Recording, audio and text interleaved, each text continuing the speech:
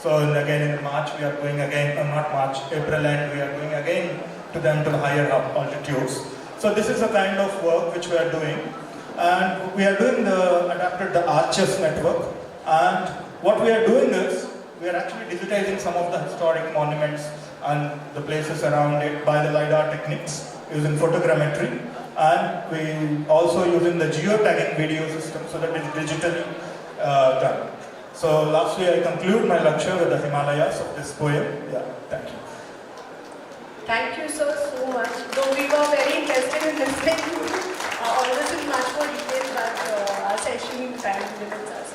I would like to introduce the next speaker, architect Dulari Parmar. Architect Dulari Parmar is an architect and an urban designer based in Mumbai. She is working as a consultant at Youth for Unity and Voluntary Action, that is YUVA, and actively contributes to YUVA's climate justice work. YUVA is a non-profit working with the marginalized to empower them and help them access their rights. Dulari has played a crucial role in the climate hazard mapping of the Mumbai metropolitan region and facilitated the community-driven climate vulnerability assessment in Ambojwadi, Malad.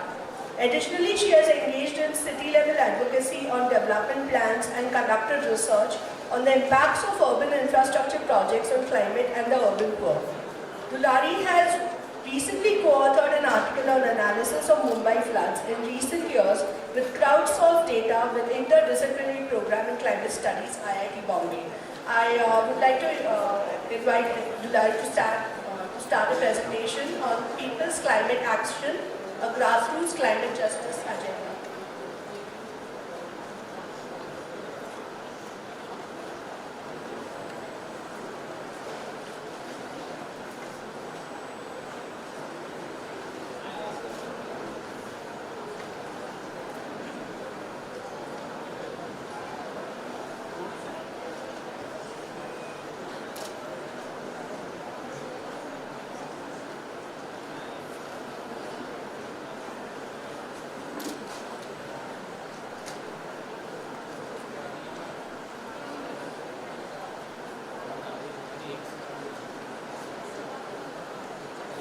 Hello. Hi everyone. Thank you so much for the introduction. Firstly, I would like to express my gratitude and thanks to Rizvi College of Architecture, my dear friend Daksh, who kindly invited me to speak here, and Meera ma'am as well. And yeah, here I am representing a work of a lot of people. My colleague Shahenshah, who leads the climate justice work in Ambojwadi, is also here. So I'll start with the presentation. Climate justice. तो climate के साथ हम शायद change जोड़ते हैं, लेकिन ये justice या अन्याय कहाँ से आ गया? That is a big question that we often incur. So justice या अन्याय climate change का अगर देखें तो climate change although impacts everyone, but it does not impact everyone equally. सबकी क्षमता क्लाइमेट चेंज को झेलने की अलग अलग होती है, तो इसीलिए ये जो जस्टिस का शब्द है वो हम लोग आज थोड़ा डीलेयर करेंगे. Climate justice is essentially power imbalance. It is a play of power. जैसे शीमा मैम ने भी पहले बहुत विस्तार में शेयर किया कि power dynamics is also equally crucial in climate action. Also climate justice में हम लोग जब बात करते हैं climate action की, it goes beyond tree plantation, beach cleanups. It goes to work with people and their vulnerabilities. तो आज मैं युवा के दो पहलू शेयर करूँगी climate justice पे. युवा Youth for Unity and Voluntary Action is a non-profit organization based in India, working for 40 years with helping people access their rights. So first I'll talk about the work that we are doing in Ambojwadi, and then I'll go on to speak about Lalubhai compound. So थोड़ा climate के बारे में बताने से पहले just putting Mumbai in the context of climate change, because we are working in Mumbai. So Maharashtra is the third most vulnerable state in India according to the CEW report. If any any of you want to know more about vulnerability and how they have assessed it, maybe the report is quite helpful. देखा जाए तो main अगर 5 हम लोग आपत्तियाँ देखें तो there is heat, flooding, landslides, cyclones and air pollution. गर्मी के बारे में देखें तो there is 0.2 degree Celsius increase per decade in the temperature. वैसे ही Mumbai is very famous for its floods, जो बाढ़ हर साल आती है. और अगर देखें तो more than 35% of Mumbai's population lives within 250 meters or radius of the flooding hotspots. Similarly, अगर landslides में देखें तो 287 locations में से 209 locations हैं जहाँ पे बस्तियाँ हैं landslide prone areas में. तो थोड़ा सा to de-layer these climate hazards, we tried to understand them under 2 categories. Or to understand climate itself, we created a risk map जिसमें हम लोगों ने hazard, sensitivity, adaptive capacity and exposure को देखते हुए climate change के context में ज़मीन, पानी और हवा, land, water and air, these were the 3 components to understand climate change. And to understand people and social aspect of it, demographic and economic, and their existing social vulnerabilities were looked at.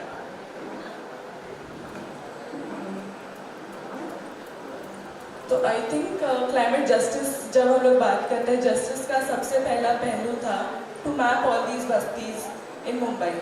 A map like this hardly or doesn't exist, I would say, in Mumbai, where all the slums or the bastis are on one page. The development plan, regional plans, they all bypass mapping these bastis because of those contestations in legal, illegal. So सबसे पहले when we tried to work on climate justice was to map all the bastis in the MMR region starting from Vasai Virar to Alibag. And then we continued to work on the climate hazards regional mapping. So the first layer was the slums or the bastis. Next was to understand which areas were under flooding. So the map just shows the northern part, but the data is not there for the eastern edge and the southernmost edge. But it was to identify areas कि मुंबई में बाढ़ कहाँ पे हो रही है. When we say कि मुंबई में बाढ़ होती है तो where are these locations? Which bastis are getting affected? पानी कहाँ तक भर रहा है? So all that data, and again landslides similarly. कौन से areas में landslides हो रहे हैं? So this data again is available on our website yuvaindia.org/climate-justice. So the data for landslides, air pollution, sea level rise, etc. can be accessed from here. Okay. So coming on to Ambujwadi, so this entire process led us to go into 27 different locations across Mumbai to understand कौन से बस्तियों में पानी ज़्यादा भर रहा है, कहाँ पे इतना तक पानी भर रहा है, कहाँ पे सर के ऊपर तक पानी जा रहा है. So that really shifts a lot of in the context of vulnerability. So the people who are living in so much of water are more vulnerable to climate change and in their bastis. So Ambujwadi actually came up as highly vulnerable in terms of flooding and heat.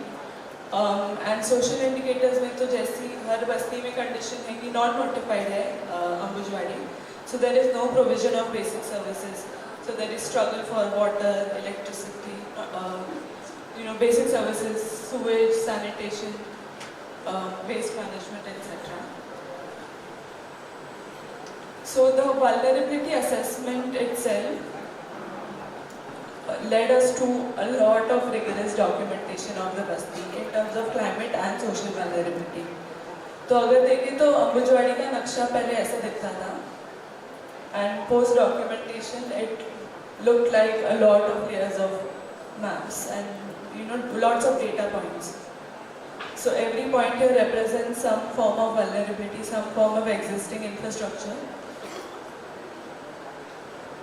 And this process was done by youth. So we together, all of us learned how to read how to understand maps, how do you read a city from the satellite imagery, and then eventually leading to data collection. And then this team also eventually made the analysis of the maps. So पानी कहाँ पे भर रहा है, कौन सी जगह पे भर रहा है, because they were the most equipped, because they have been living here, so they are the most equipped with the knowledge of the Basti, which areas are most affected.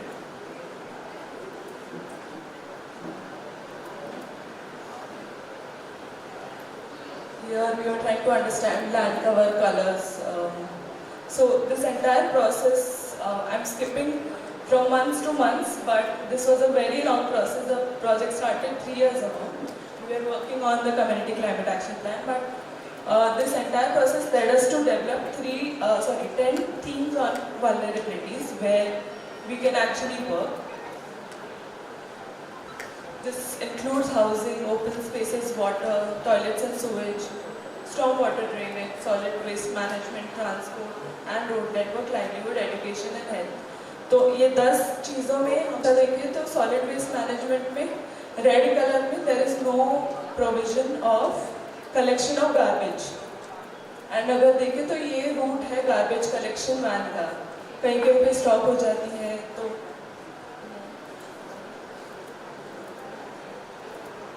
when we overlap the existing situation of garbage collection with flooding, तो देखते हैं कि बारिश के समय जो garbage का condition है वो और खराब होता है. So throughout this process, what we've tried to understand is the existing situation and how it worsens during a climate hazard or during flooding or during heat. So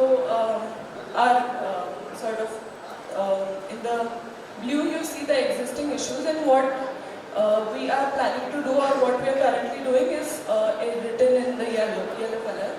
So Shansha is working on the construction of drains and implementation with on-site implementation of the drains with the BMC, and it is a long arduous process. This is again toilets. So बस्ती में again क्या toilets है, कितने toilets है, कौन से बंद है, कौन से चालू है, which are non-functional. And बारिश के समय which toilets are inaccessible, कौन से toilets की वजह से पानी भरता है दूसरे एरिया में. So one proposition that we had was to have an integrated community toilet plan and provision of sewage network जो currently बस्ती में existing नहीं है.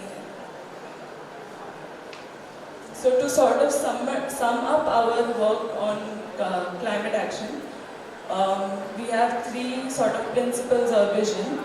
One is under the community climate action plan. One is that people's participation beyond tokenism, voice and agency. Like our previous speakers also spoke about. I think ये जो पूरा प्रक्रिया था, it was with people, and the process ahead is also planned to be along with people.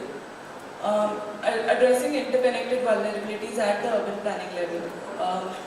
Like we all know that एक बस्ती में काम करके climate change का असर नहीं रुकने वाला है. The implications of this has to be had at the city level. So that's that's one thing. And third is we are in the process of developing city level coalitions of communities or community-based organizations, NGOs working on climate action, and to actually coalesce together to push for some policy action in this space. Vigari, you have to know. Yeah. I'll just finish this and then share about Lalubhai. So we presented this database with the BMC, P-North Ward Office, with the Assistant Municipal Commissioner, where certain exchange happened on what is possible in collaboration with the Assistant Municipal Commissioner, with the departments, and again what support can they offer and what support can we offer from on ground. Okay, so quickly skimming through the second portion of our climate justice interventions, which is in Lalubhai. So Lalubhai compound is a rehabilitation and resettlement scheme which was built in 2003 under the MUTP project. People from Parel, Pedder Road, Matunga, all were settled in one ward, East ward in Lalubhai compound. So existing problems of the rehabilitation and resettlement is again the buildings itself, the construction of building, the DCRs that are separate for such rehabilitation and resettlement schemes, and beyond that now not just now, there are so many reports on existing conditions of the RNR settlement, especially the prevalence of TB in such buildings. Beyond that, there are many problems, and TB was one of the biggest highlighted health issue. Social climate indicators में देखें तो the houses that are constructed have an open space in some areas, but they are not provided as per the regulations. So the open spaces that are there are mostly concretized.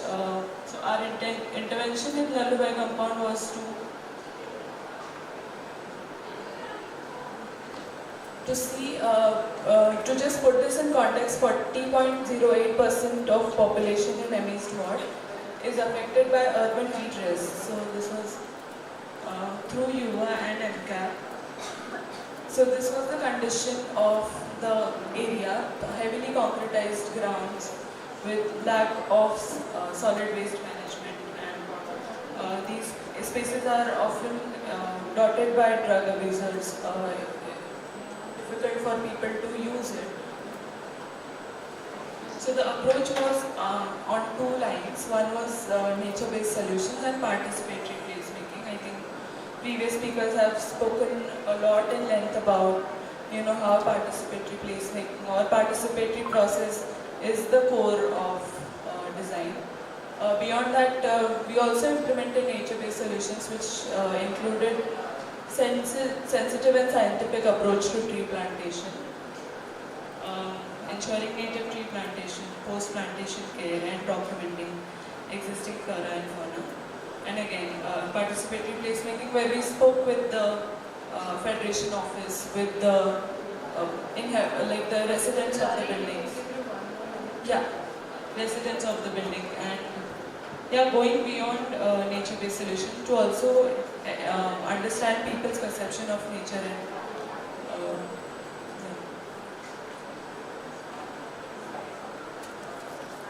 so we're also in.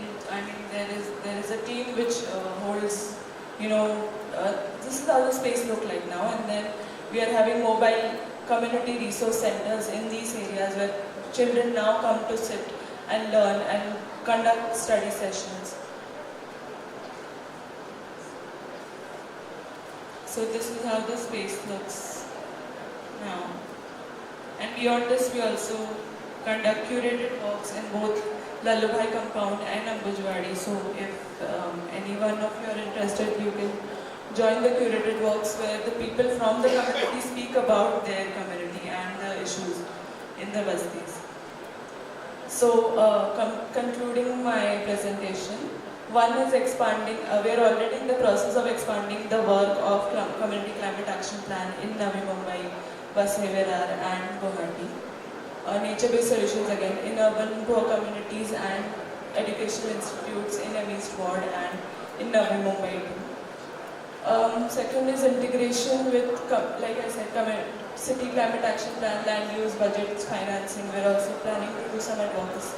We are in the process of doing some advocacy. So, एक बस्ती में या फिर एक Lallubhai compound में पेड़ लगा के कुछ नहीं होने वाला है. We know that a larger intervention and policy engagement is the crux of this process. And second is, although ये picture बहुत सुंदर दिख रहे थे, but this process was very messy. People-centric work is very messy. It involves a lot of processes. It involves a lot of engagement. But in the long term, it shifts power and creates impact. Thank you. Thank you so much, Bilal, for that very, very interesting work, especially by the youth. And it's very nice to see the youth leading the work. And I think we've had a very interesting case studies wherein we've seen that climate change is affecting not only our cities, it's affecting something which is from the most urban to the most remotest places, and it needs to be addressed. So with this, I'd like to invite our last speaker for the session, Dr. Rizvi. Dr. Rakshi Kamath is an associate professor in the Department of Architecture and Planning at Maulana Azad National Institute of Technology, Bhopal. She has an experience of 31 plus years in the fields related to architecture and planning and development, specializing in planning for disaster-prone areas, disaster management and environment planning. She has completed a PhD in the field of planning for earthquake and flood-prone towns and disaster management from the Department of Architecture and Planning, Manit, Bhopal. She has to accredit more than 50 published research papers which are in international as well as national journals and conference proceedings with renowned international publishers. She has been a keynote speaker in the Six Asian Cities Summit 2023, Gujarat. In the institute, she has also presented at the Institute of Disaster Management in Bhopal and the Jal Jeevan Mission in Ladakh. With this, I'd like to welcome her to present her presentation.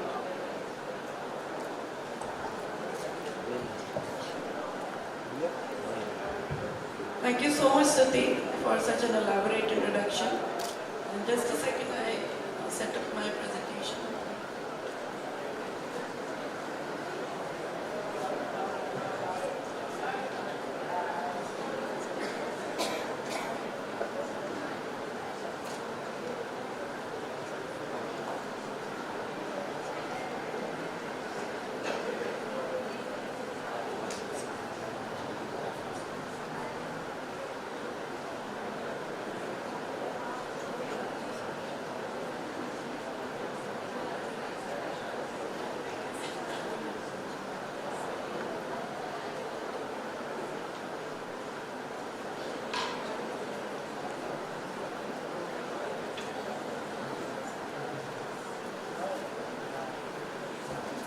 Okay.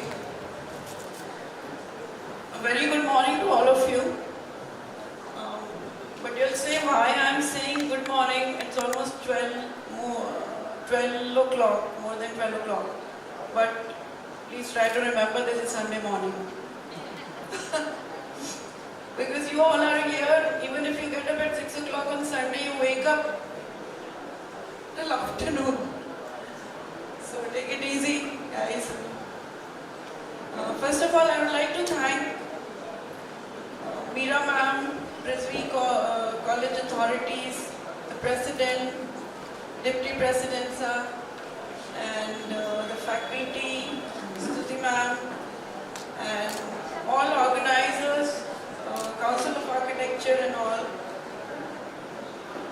and even our college faculty members, my colleagues, all the experts, and last but not the least, all the students who are present here, who are the target group. We would like to make it easy and try that you understand what we mean to say and you grasp it at your level. We will try my level best. So, I'll shortly do a recap since yesterday when Abhay started.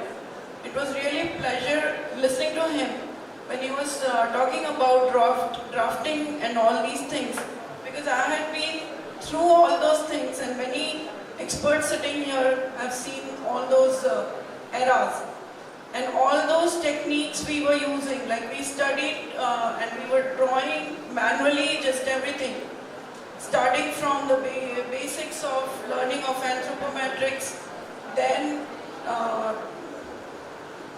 simple plans of residences, then bigger projects, and then the urban design, interior design, then you can say urban development.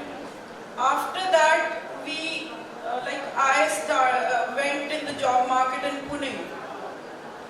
So there, the 35-40 architects were working manually on the sheets, and AutoCAD came. I thought I will have to learn the AutoCAD DOS version, but thank God AutoCAD 10 had come. So 6 to 9 I was learning AutoCAD 10, Gayatri Systems Pune, and then 9 to 6 I was working Cheney and Associates. So So I find Meera ma'am has also worked in JD and Associates, where we had to render the things for days. You won't be able to imagine that. So when you draw, you have to take care. You have a great responsibility. Even if when an architect draws a line or a planner draws a line, it means a lot. So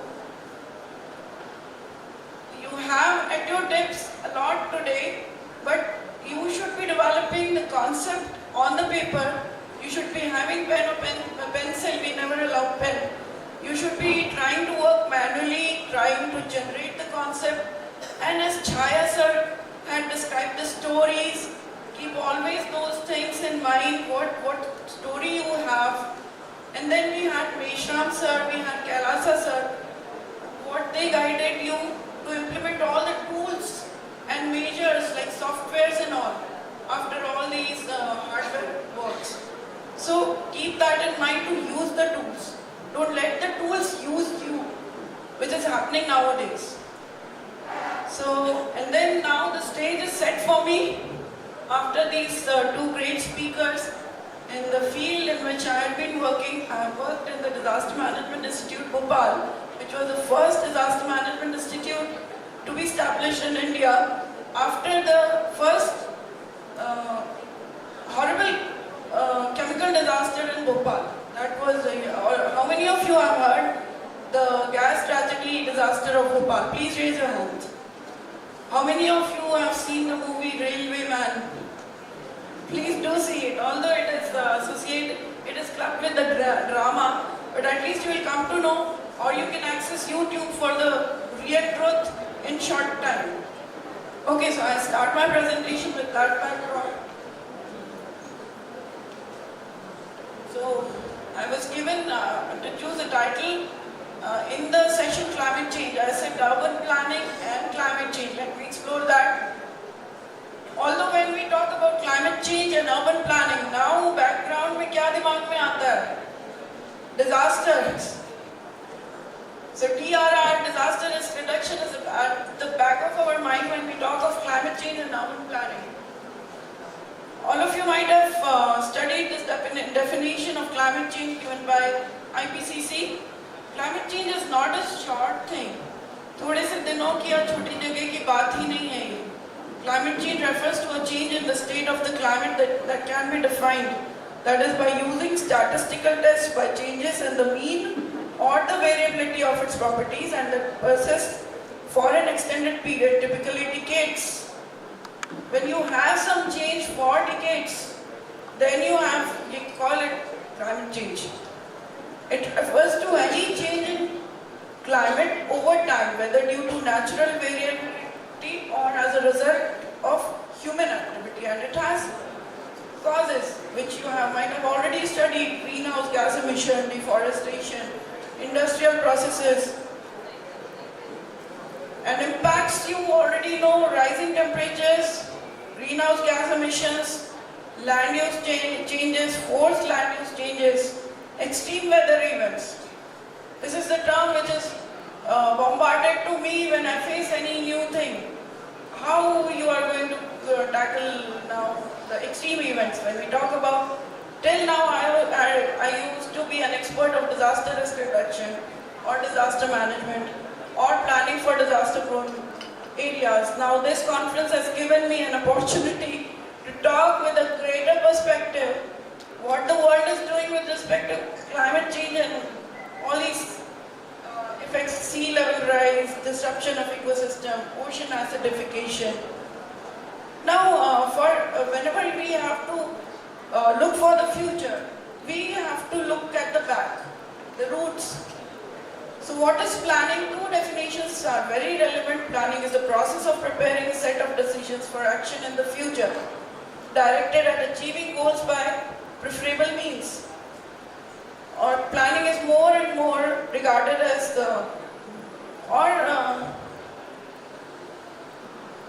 it is a process of determining appropriate plans for future through a sequence of choices. Or more practically, planning is the application of scientific method, however crude in policy making.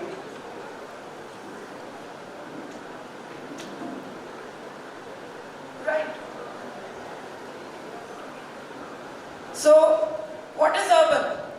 We have seen the climate change definition, we have seen the planning definition. Now what is the definition of urban? The definition varies from country to country. आप कैसे define करोगे?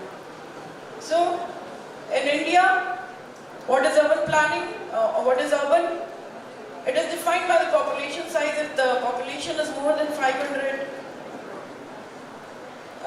if the population density is over 400 persons per square kilometer, if 75% of the male population engaged in non-agricultural occupations, then it is an urban area.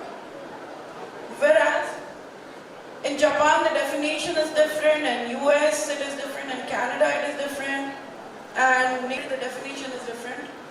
And now we go back to the development of planning theories. Yesterday Betty sir had taken that. So all which is happening in this conference is strengthening my research or my beliefs or my work that I am going in the right direction. So in ancient Indian texts like Sushruta, Samhita and Charak Samhita, which was 2500 BC or 1500 BC, notice that if an organism fails to adjust, listen carefully, if an organism fails to adjust and adapt attributable to genetic limitations or environmental pressures, the result is a disease. So that is well said. It should be obeyed now again.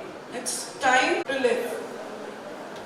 Also to have the social medicine focused on family structure and functioning to decrease health risks from conception to death. Our concepts are like that, ancient concepts. Ancient India's extended family system promoted physical, mental, social, spiritual well-being. Now you see from 1st to 14th century AD during Egypt or Hippocrates coined the term epidemic. And because of all the epidemics we have faced in our history, we have our rules and regulations and modern town planning act from the sanitation act and all. So we can briefly go through all these plans and all these development of the planning theory through all the periods when Da Vinci ideal city was 3-layered city to give different layers for different functions, and adequate light, ventilation, big squares, streets, standards. This holds true today again. How do we make planning climate friendly? By these things only. If we provide or if we make use of the adequate light and ventilation that is naturally provided, then we won't be emitting these greenhouse effects will not be there, and climate change will be automatically we won't be facing the worst effects of climate change. The fact is, Earth is existing and Earth is different from all cold planets only because of climate changing properties. So we have to preserve the good things, and we have to mitigate the bad things, and we have to adapt what we cannot change. You can see in 17th to 19th century, London was affected by an outbreak of the plague, and followed by the Great Fire of 1666, and city was rebuilt, and Edwin Chadwick was there, and the first Public Health Act was there. Then you have the mid-19th century Paris was overcrowded, dark, hazardous, unhealthy. लेकिन तब तक भी climate change के effects नहीं आए थे. But yes, it was studied in some way or the other at the background. Then we had the garden city concept. Then we had Gadesian triad. In each and everything you can see what concepts they are giving. We have to use all those things for now, not only in one place or one society or one city or one state, one region, but throughout the globe.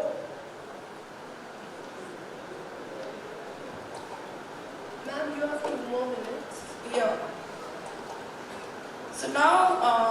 skipping this climate change because all of you know this climate change will directly come. You can see there are so many things we can cover in this particular topic. Now here comes this concept of sustainable development.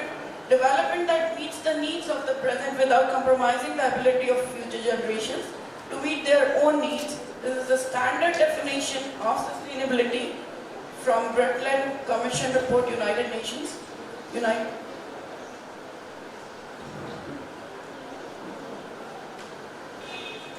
I'm skipping all these SDGs and Millennium Development Goals, adaptation by the Indians.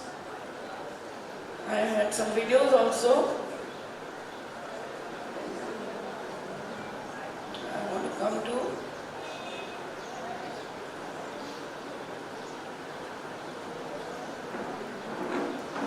Okay, urban planning is one of the most effective tools in dealing with climate change. Why?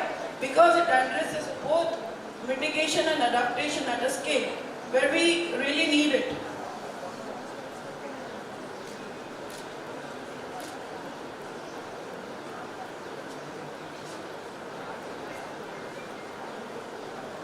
Yes, so urban planning, why we are studying inextricably linked with the urban agglomerations, which are major source of greenhouse gas emissions and increasingly vulnerable to the impacts of climate change. So that we are stressing the need here, and most high-income countries across Western Europe and America, Australia, Japan, East, more than 80% of the population is living in the urban area. All of you know this, and the Climate Change Performance Index is an instrument to enable transparency in national and international climate policies, CCPI. Now, climate-friendly urban planning offers multiple benefits that contribute to the well-being of both residents and environments.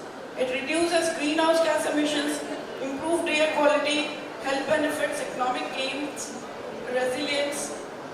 Now, rapid urbanization, climate-resilient developments, needs mitigation and adaptation. Mitigation can be via two ways. One can be structural mitigation, the other can be non-structural mitigation. For structural mitigation, you've already seen Satish sir's presentation, or we have direct, there can be many measures which we take structurally, and non-structural measures, you have seen Dulari's presentation, where we make a lot of plans, development plans, and we have mock drills and all these things. So mitigations for reducing urban sprawl and promoting compact walkable cities can reduce transportation emissions, a major source of greenhouse gas in the cities. This is one example. What Dulari has given 10 these things, these all need to be done at a global level, and that are applicable for all the cities of India or the world. Then encouraging energy efficiency in buildings and infrastructure. For that you can see the 50 points which you get for when you design green building. You have to use the maximum natural light, sunlight, you have to, or small things, you have to use the surfaces, even the parking surfaces or the roads in the city in such a way that they absorb water. So nowadays the cities are mostly concretized. So water is being not absorbed, and sudden rains are coming. That is a proof of climate change. And even the normal case is not possible now. The normal rains, it is not possible to sustain. We are not able to even sustain the normal rains because concretization has covered most part of the cities. So all those points we need to cover in the mitigation. And then promoting renewable energy sources, protecting, restoring green spaces. In adaptation, we can have building sea walls and leaves, creating green infrastructure, designing buildings and infrastructure, investing in early warning systems. And there are some examples of cities which I have already adapted. Now, for the disaster risk reduction, how we deal with a particular city, which is having a lot of multiple disaster-prone city. For that, I have written a book. I have given the link to your principle also. So this talks about basically I have created a model in which for any place which should be just one second. The hazard factor, the base data, the element address, the damage assessment criteria, damage assessment data, and then to create the scenarios. The scenarios have to be created on master plan. The master plans have to be integrated with the disaster management plans, and after integration and all, you have to monitor in detail on the cities. So you can access the book link I have given already to your principal. And thank you so much. This topic cannot be summed up within 15 minutes. I'm so sorry.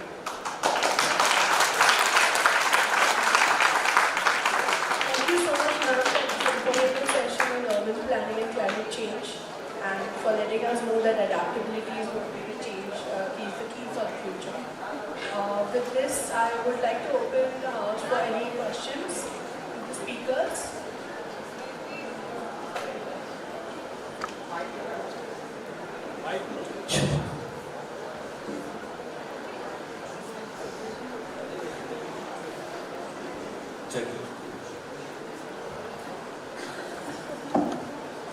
Ma'am, I had a question.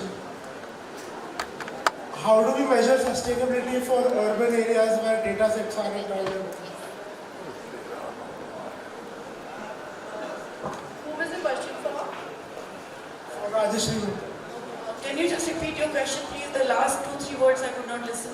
how do we measure sustainability for urban areas where data sets are available? Where data sets are?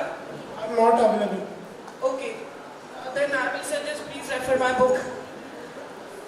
When you are in the world when there is AI and there are so many data sets, we have worked in the era of tab bhi utna bhi nahi tha. So we have to collect the data at all. जहाँ से भी जैसा भी data मिल रहा है उसको we have to collect. वही मैं last में slide में discuss कर रही थी. You have to see the hazard that is existing. Okay. First thing. Hazard is a natural phenomena, disaster is something else. There is never a natural disaster. If you talk about natural की definition करते तो disaster हो नहीं सकता. अगर आप disaster की definition करते तो वो disaster वो natural हो नहीं सकता. उसके लिए आपको मेरा पूरा course करना पड़ेगा समझने के लिए. और कैसे measure हो गया? Answer हो गया. Answer अभी मेरी तरफ से नहीं आया, but thank you. Yes, sir.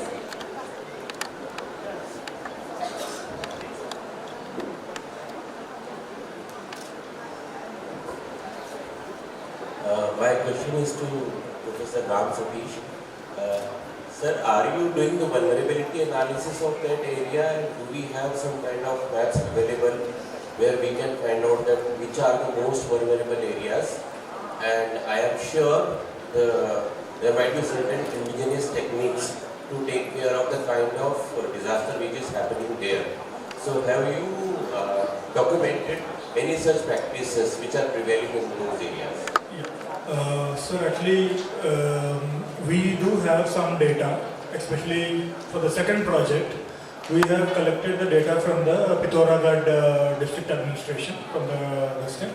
But the problem with the data is the area which we are working is the routes, which is a point to point.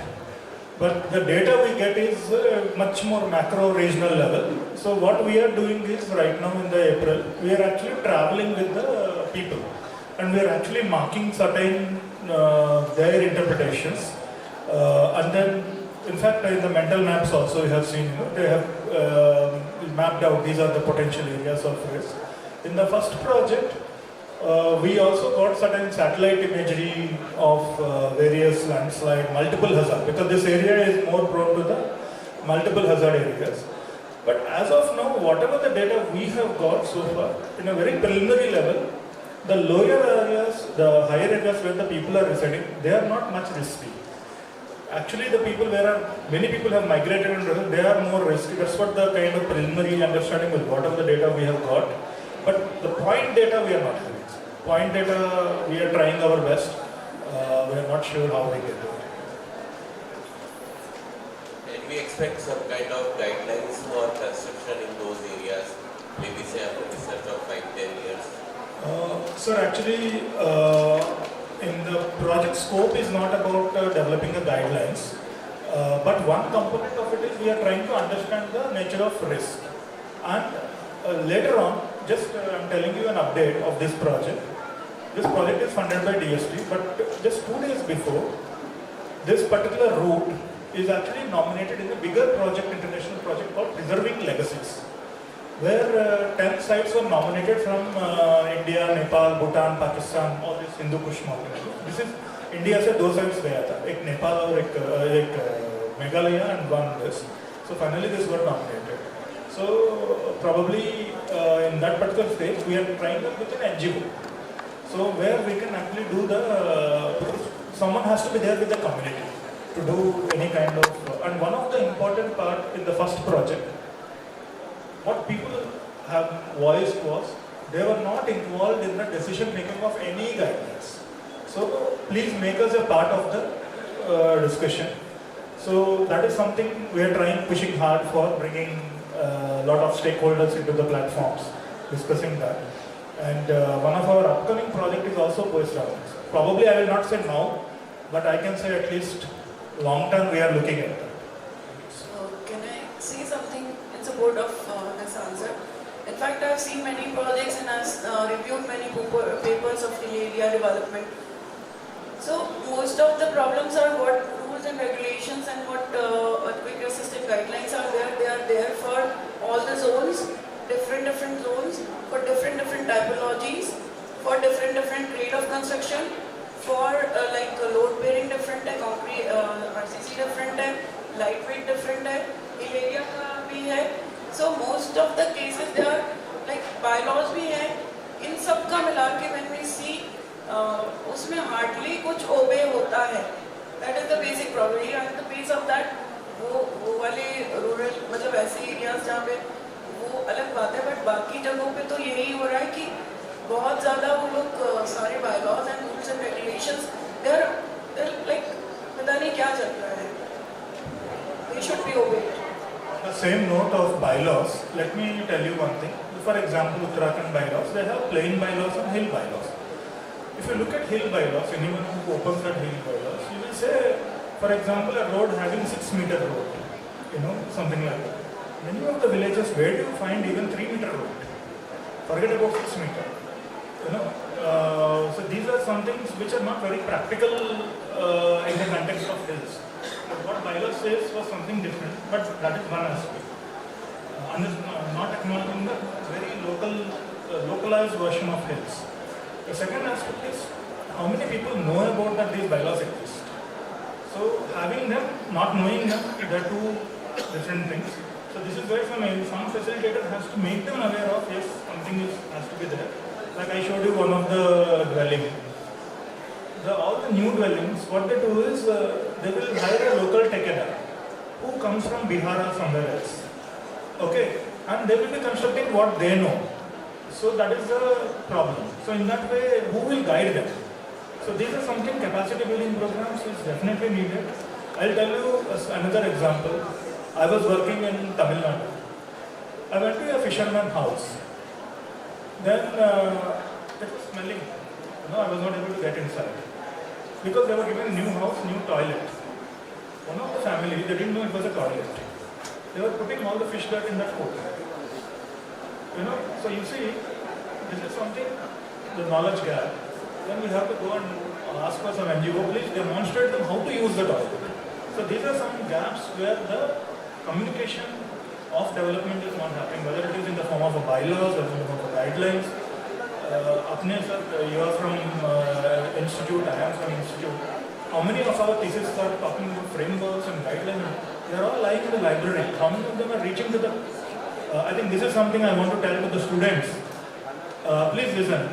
Aapka jo thesis something, if even a small thing can go to the community in the next 5-6 years or 10 years, I'm telling you, like for example, I appreciate Dulari work, maybe what is your thesis topic, but you putting it planned in a small place with the people, putting them together, thinking about garbage, that's a big thing. So please think on these lines when you are talking about the design approaches. Move from a singular vision to a shared vision. Thank you, sir.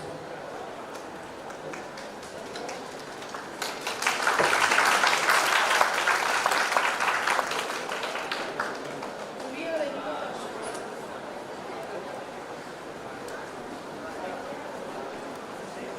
Mic, please.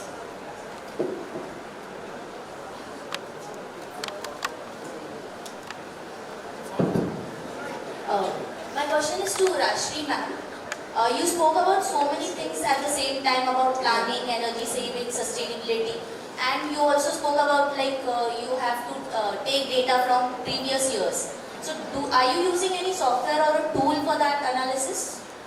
Yes, you have to, it's not a fixed thing, I'll give you thoda sa kuch few seconds, I'll give you methodology for any city which is a disaster prone city.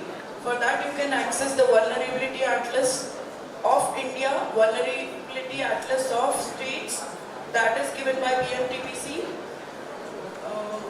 and vulnerability atlas of India and states.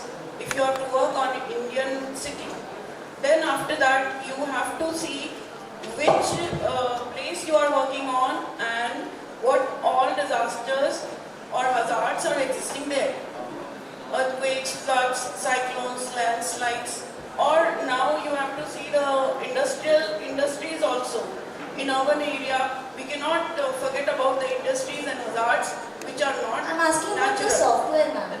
This is not that easy. Just listen, try to listen. Okay. After that, when suppose you come to earthquake, sometimes you have to work on multiple disasters. Suppose on earthquake, you have to understand that there are scales and measures and methodologies in which you assign the typologies, and then you have to use the mapping tools, you have to use the softwares, like for suppose chemical के लिए SFT होता है, and इसके लिए आपका scales अलग होते हैं, MSK, MMR, and then you have formulas for the predictions. इतना earthquake होगा तो इतना damage होगा सुबह के टाइम के हिसाब से वो फॉर्मूला वैरी करता है. तो it's not so easy. You have to, मैंने वही कहा स्तुति से, I teach my students up to certain level. उसमें से जो क्रीम होता है, एक दो लोग आगे तक पहुंचेंगे तो वो और डीप में जा सकते हैं. बहुत ज़्यादा डेप्थ में वर्क करने की ज़रूरत है किसी भी केस में, टेक इट साइक्लोन और earthquakes or floods or urban floods, flash floods, any of the disasters. There is no simple software. Your mind and your brain is the only software that can deal with this. Thank you.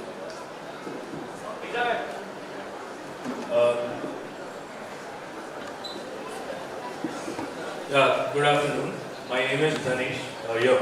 So I have a question to Dulari. So you, in your presentation, So in your presentation, you mentioned about integrated toilets in your Malad project, right? So I wanted to understand what steps you are taking about those integrated toilets, because as in Bombay, we don't have space, and how are you planning to do that? And then also you mentioned about those getting flooded.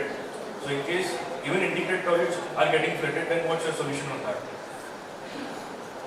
Thanks for asking that question. I think it's very important to also understand that बस्ती में कोई भी काम करने जब हम लोग जाए तो it's very difficult to move from 1 to 0.01. You know that it is a lot of struggle and lot of paperwork. I think Shensha, who's actually working on this implementation, he can maybe add on to my answer. But one is when we spoke with the assistant principal commissioner, we pointed out that जो toilet आप बस्ती में बांध रहे हो या फिर जो incrementally बस्ती में बांधे गए हैं, they are maladaptive.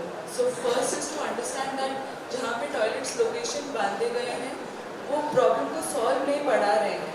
So one is to control that problem and say that hey, wait, these are the locations that are going to get flooded. So let's not build toilets here. So that's one thing, to stop maladaptation.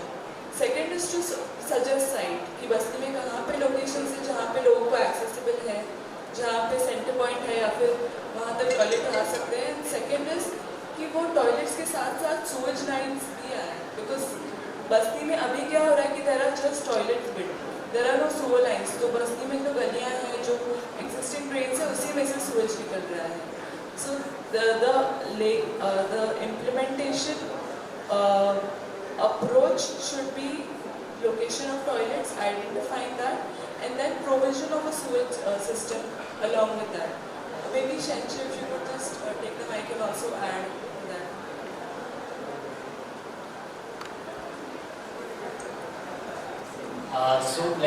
As Dulri mentioned, there is no any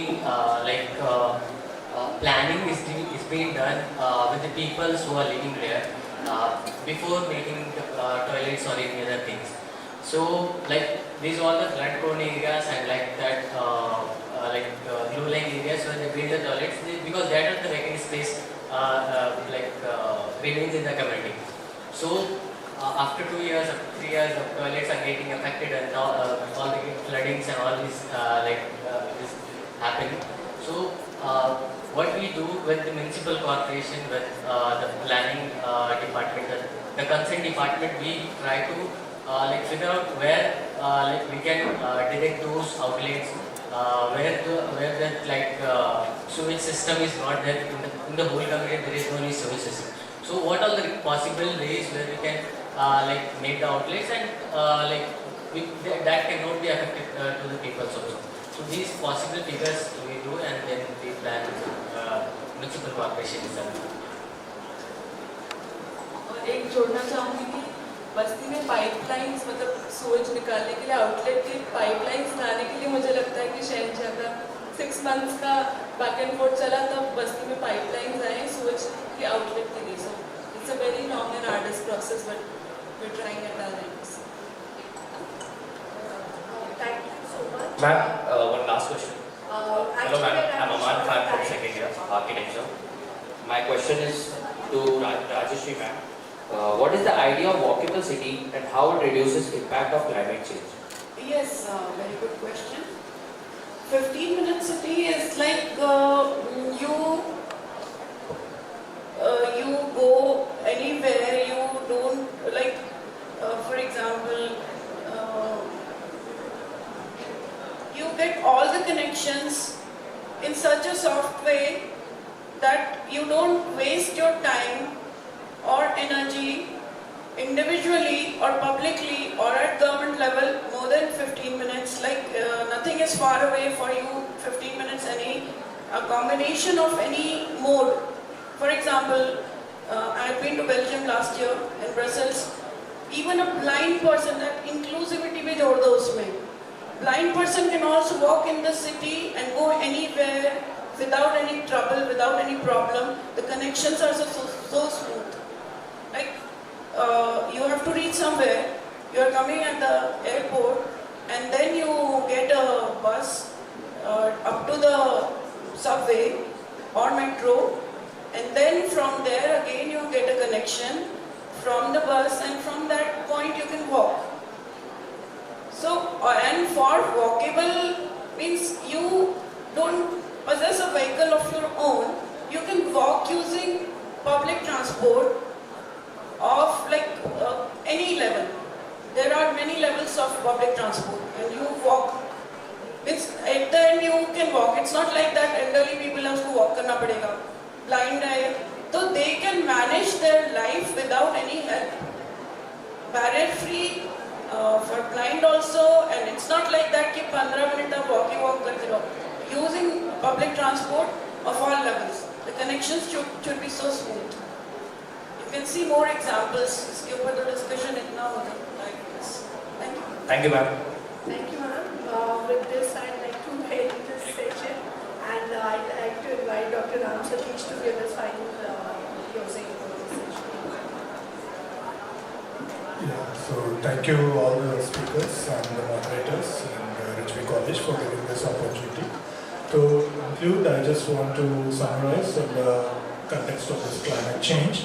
Climate change has, in ancient times also it has happened, it will happen, it is happening, and that time also we have started developing adaptations. We were developing our abilities to adapt. So we know thing can survive forever. It will be against law of nature. So it is always, we are improving our abilities and capacities to be able to adapt to the future stresses and the consequences. So I think for that we have to open up for the more participatory approaches and the people-centered approach, mainly put people in the development agenda and the climate justice. Thank you very much.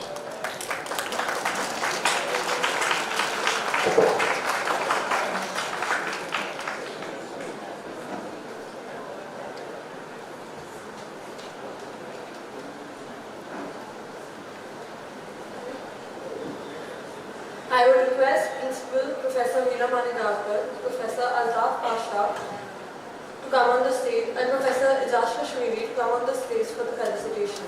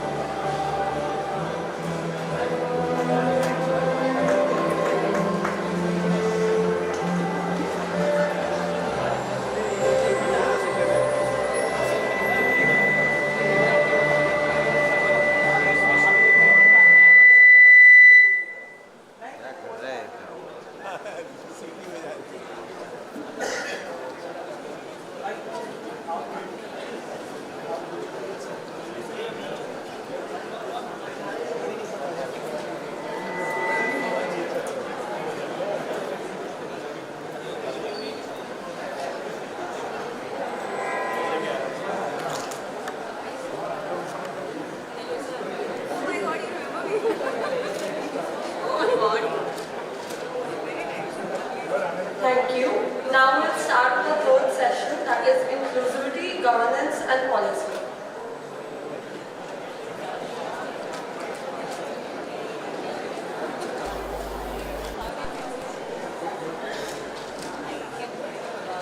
Good afternoon, esteemed guests and colleagues. Welcome to our panel discussion on inclusivity, governance and policy in relation to architecture, where we aim to explore the crucial intersection of architecture with inclusivity, governance and policy making.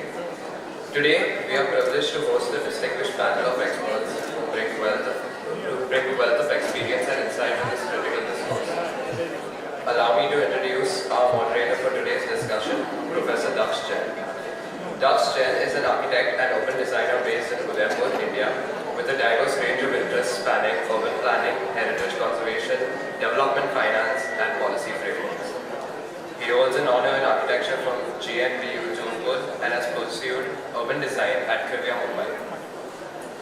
Daksh is the founding partner and urban researcher at Urban Foundry, where he focuses on architectural and interior design projects in Udaipur and Mumbai. His works extends to curating maps showcasing Rajasthan's cultural heritage. Daksh authored Culture, Spaces and People, Urban Dynamics in Contemporary India, published by Frederick Taylor and Francis in 2023. He has presented papers at various workshops and seminars emphasizing inclusivity and social change in urban design. Daksh's teaching experience includes courses on NATA preparation at Silica Institute of Design and teaching at Rizvi College of Architecture since 2022, where he emphasizes process-based learning rooted in contextual understanding and collaborative dialogue. Please give a round of applause as we hand over the mic to Daksh.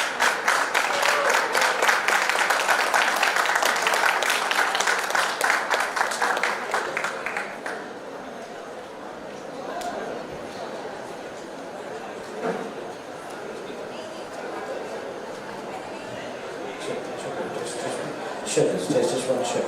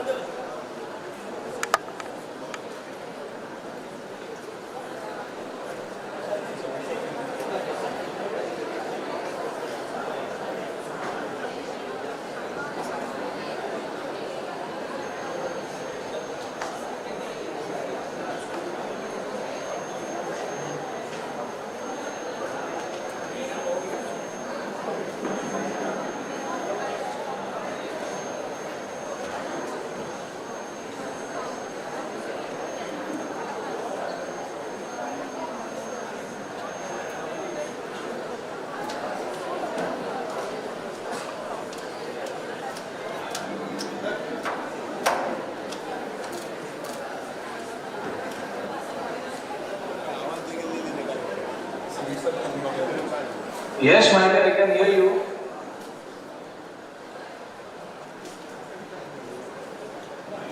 Hello, I can hear you. Yes, I know it's talking. Yeah, no problem. You can, for how much time? 2 minutes.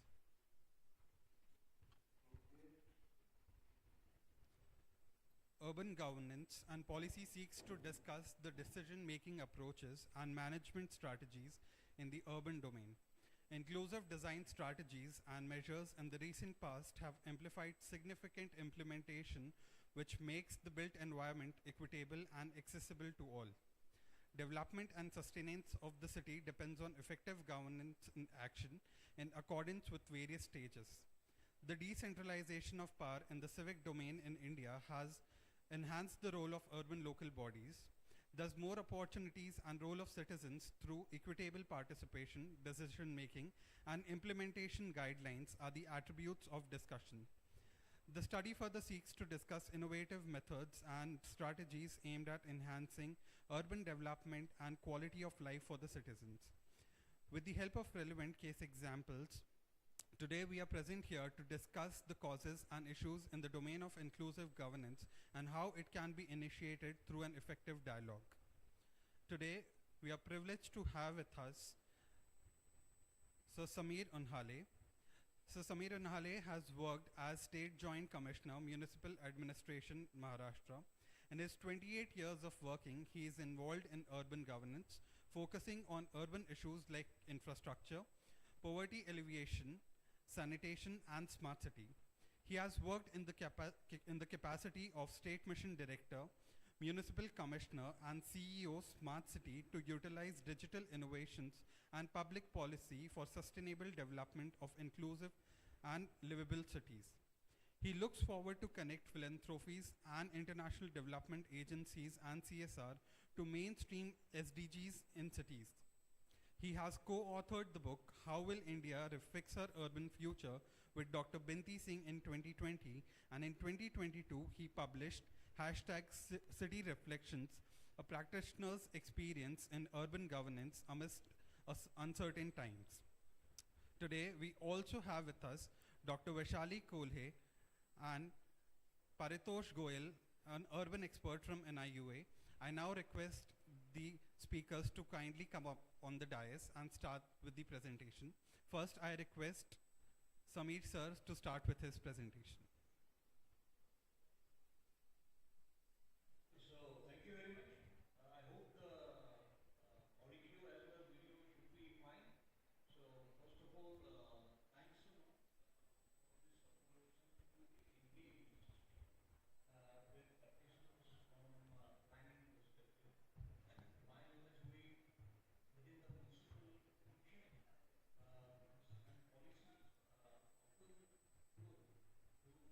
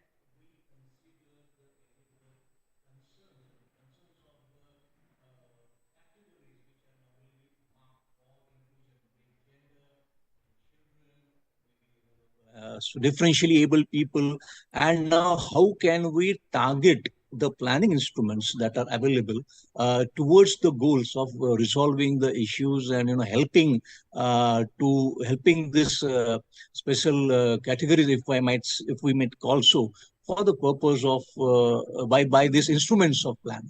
So a reservation of land, then if you are very good actually document has been published recently, I think by Sri Ramanath Jha, who was the former Metropolitan Commissioner and also had been into the guiding the cities into a very retired senior officer.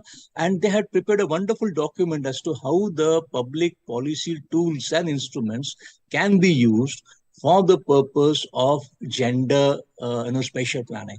So it could be, okay, so can we have a spatial planning for land reservation for say children creches, or for working women hostels, or for other concerns like mobility into that. So I think this somehow what has happened is the sensitivity, the human connect with this, or the compassion which the planning process and the planning objectives and the planning criteria have been made, probably could be made more relevant to the to various categories like gender, children, senior citizens, and maybe various other categories, differentially abled, and all this category. So one, through land reservations, we have this instrument, the planning instrument in the master plan or the DC rules to focus on the issues of inclusion.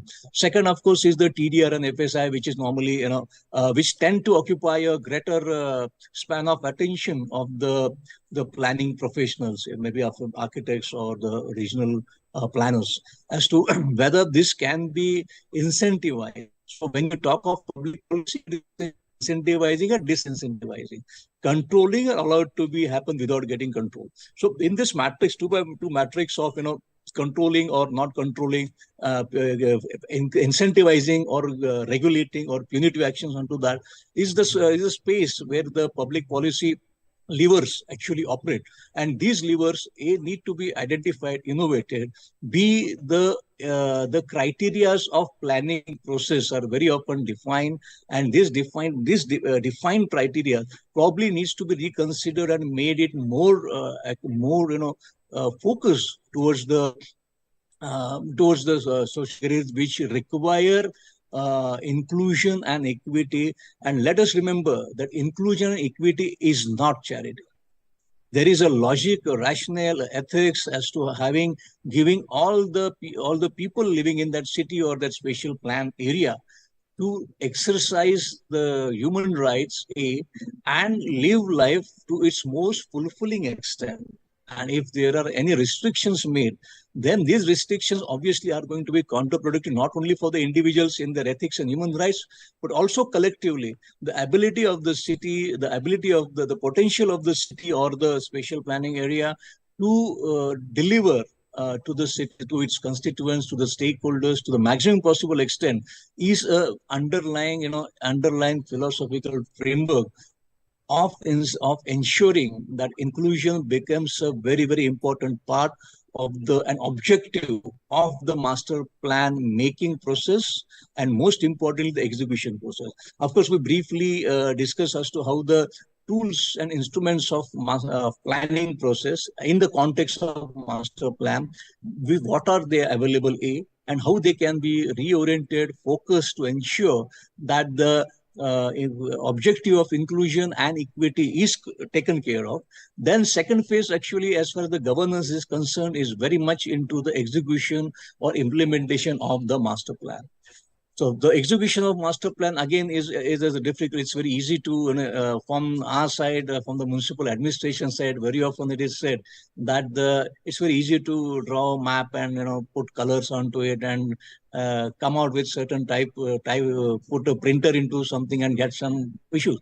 So maybe instructions given to us, but making a plan work in city context is a tremendous governance challenge and also an opportunity. So one obviously intersection comes that which plan gets implemented faster. Obviously if it is if it is has done appropriate and consultation in its true spirit.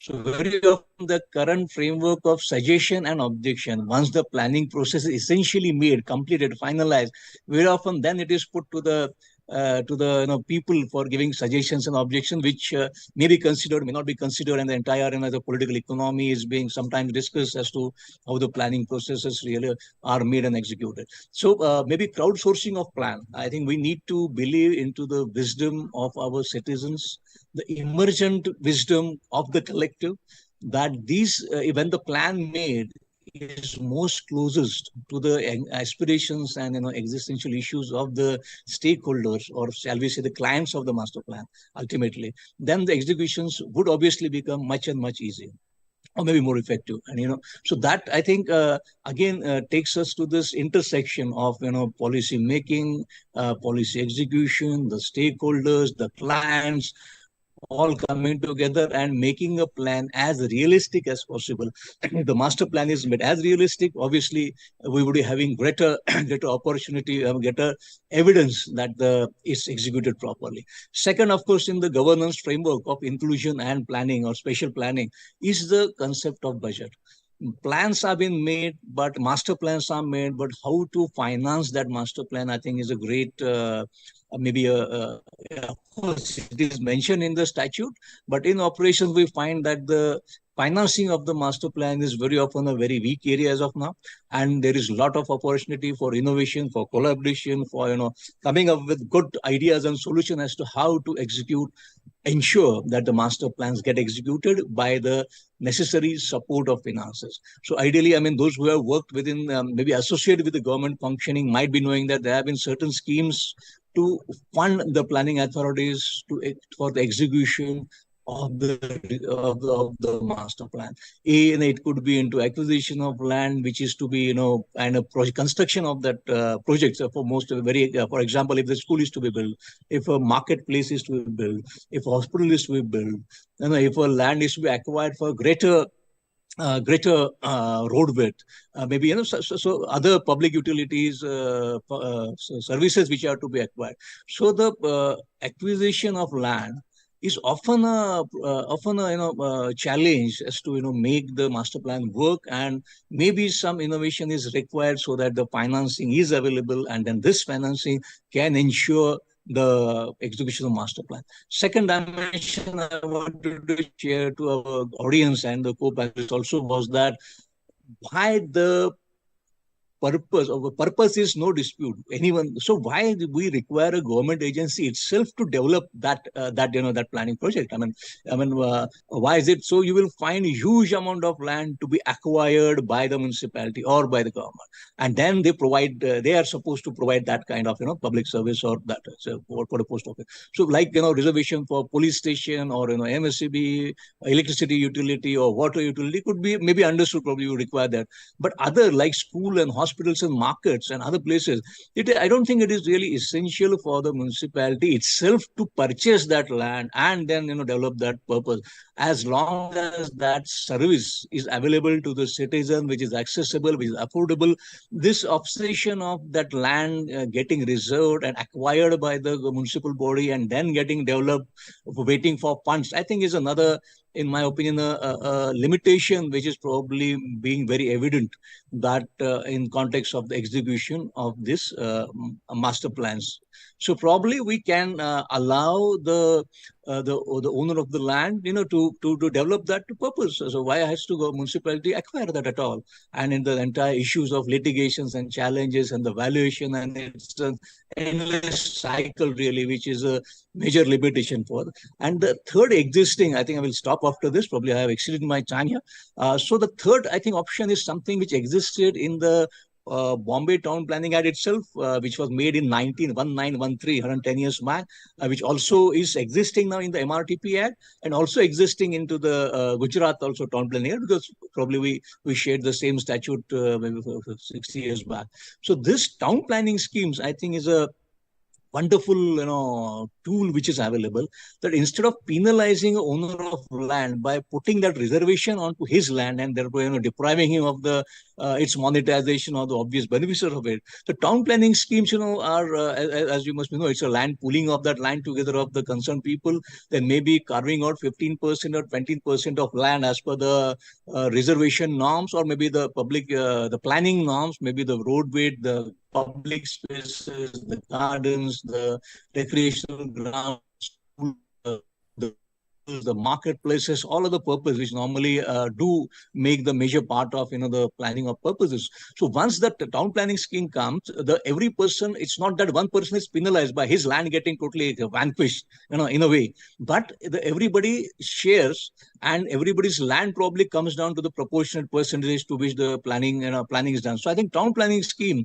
I believe, is a very good instrumentality that did existed probably a lot back, but we are seeing very good examples of the town planning schemes which are getting implemented and executed, and I believe is a very good governance tool for spatial planning to ensure that the broader issues are covered up, and the success rate or the strike rate of the master plan which is formulated comes very fast, and then it also is creating a better quality of life for a citizen. After all, the entire objective and purpose of the quality is also quality of life for all the citizens, not only the rich and the famous.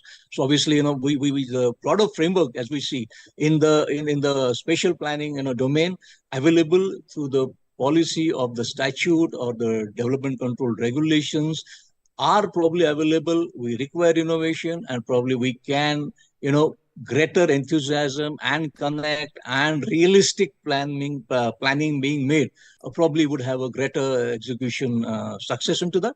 And I hope the young people of the young architects which will be joining the professional life, maybe now or maybe in a couple of years, would be in a great position to use their professional skills to ensure that the life in cities is livable, is lovable. And I think hopefully over this process of planning and public policy and execution and all this coming together, I think would help us. The last point I'll make and stop, which is convergence, which is being said after a lot of years, but how to ensure convergence happens, I think, is a challenge. And here I feel that the technology can come to great rescue. I think we have a concept of the GIS enabled, I think, is in digital tools is coming up in big way. We have digital twins coming up, in which can be a great I think as instrument for us to ensure that the whatever plans we are making can be checked with the digital twins, whether they are really serving the purpose or probably getting us to that. So GIS, digital twinning, maybe the lidar surveys which are doing, which give a very fast surveys through maybe drones or low flying drones, which can give us a very good assessment of the land character, are new thing which probably the architects community will have to learn, will have to. It is just the days of probably putting it on paper as over. Probably it is a new way of learning is through this technology, and I hope the syllabus or the committee, it does take into make mainstreams the use of IT into the planning process. Planning, the regional making, master plan making, the planning of the even the submission of plans. Yes, we are seeing good innovation. We are now having almost automated building permission approvals coming up in Maharashtra also.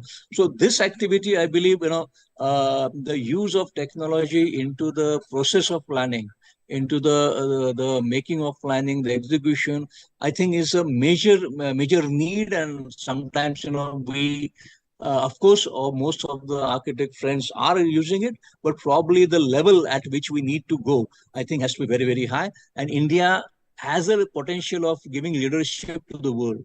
So the last request to all the planning professionals who must have gathered there, and most importantly, the younger students here, is that India can give planning, support, uh, if not leadership, support, collaboration, cooperations to the major countries of the world. So don't get constrained yourself by the city or the state you're working in. If you're working here, you can very much help the cities from Africa, from Latin America, maybe so Asia Pacific, South Asia, Central Asia, even the developed countries like the European or the North American cities. Indian professionals have the competency, the knowledge, the vigor, the ability to do hard work to connect with the larger planning options and the planning market, or shall we say the planning sector that is evolving in the country. The challenges of climate change, the challenges of urban flooding are very much there. And please don't constrain yourself by the city or the state you're working in.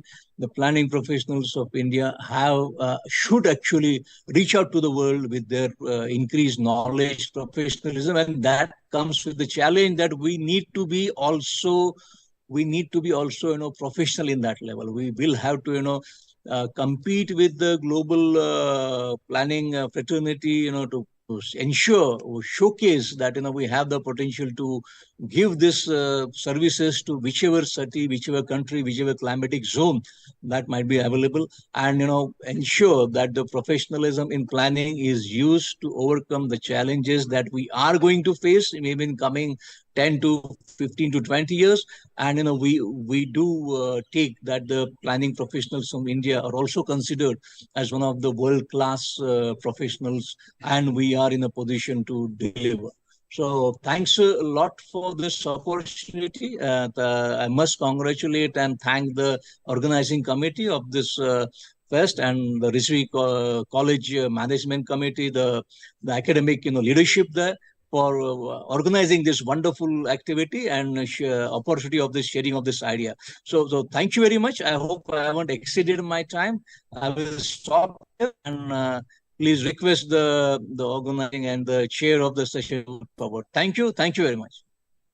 Thank you so much, sir. It was a very informative session based on planning principles and planning techniques that we follow up. Up next, we have Dr. Vaishali Kole. She is working as an associate professor and former chairperson of the Center for Disability Studies and Action, School of Social Work at Tata Institute of Social Sciences, Mumbai campus. She is a graduate in BSc Audiology and Speech Rehabilitation from Ali Yawar Jung National Institute of Speech and Hearing Disability. She completed postgrad from Department of Medical and Psychiatric Social Work, TIS, in 1998 and joined the same department as a lecturer. She has joined TIS in June 2002 as a lecturer in the Department of Medical and Psychiatric School Social Work, and later shifted to Center for Disability Studies and Action in June 2006. Currently, she is primarily engaged in teaching, training, research and consultation in the field of disability, accessibility, health, mental health, inclusion, higher education, early intervention, skill development, disability laws, policy initiatives, barrier-free environment, convergence and governance towards sustainable development goals with reference to disability and inclusion context. She is also engaged in two fields: research initiatives with participatory pedagogy of people-centered development and disability inclusion programs at universities. Ma'am, please take the dais.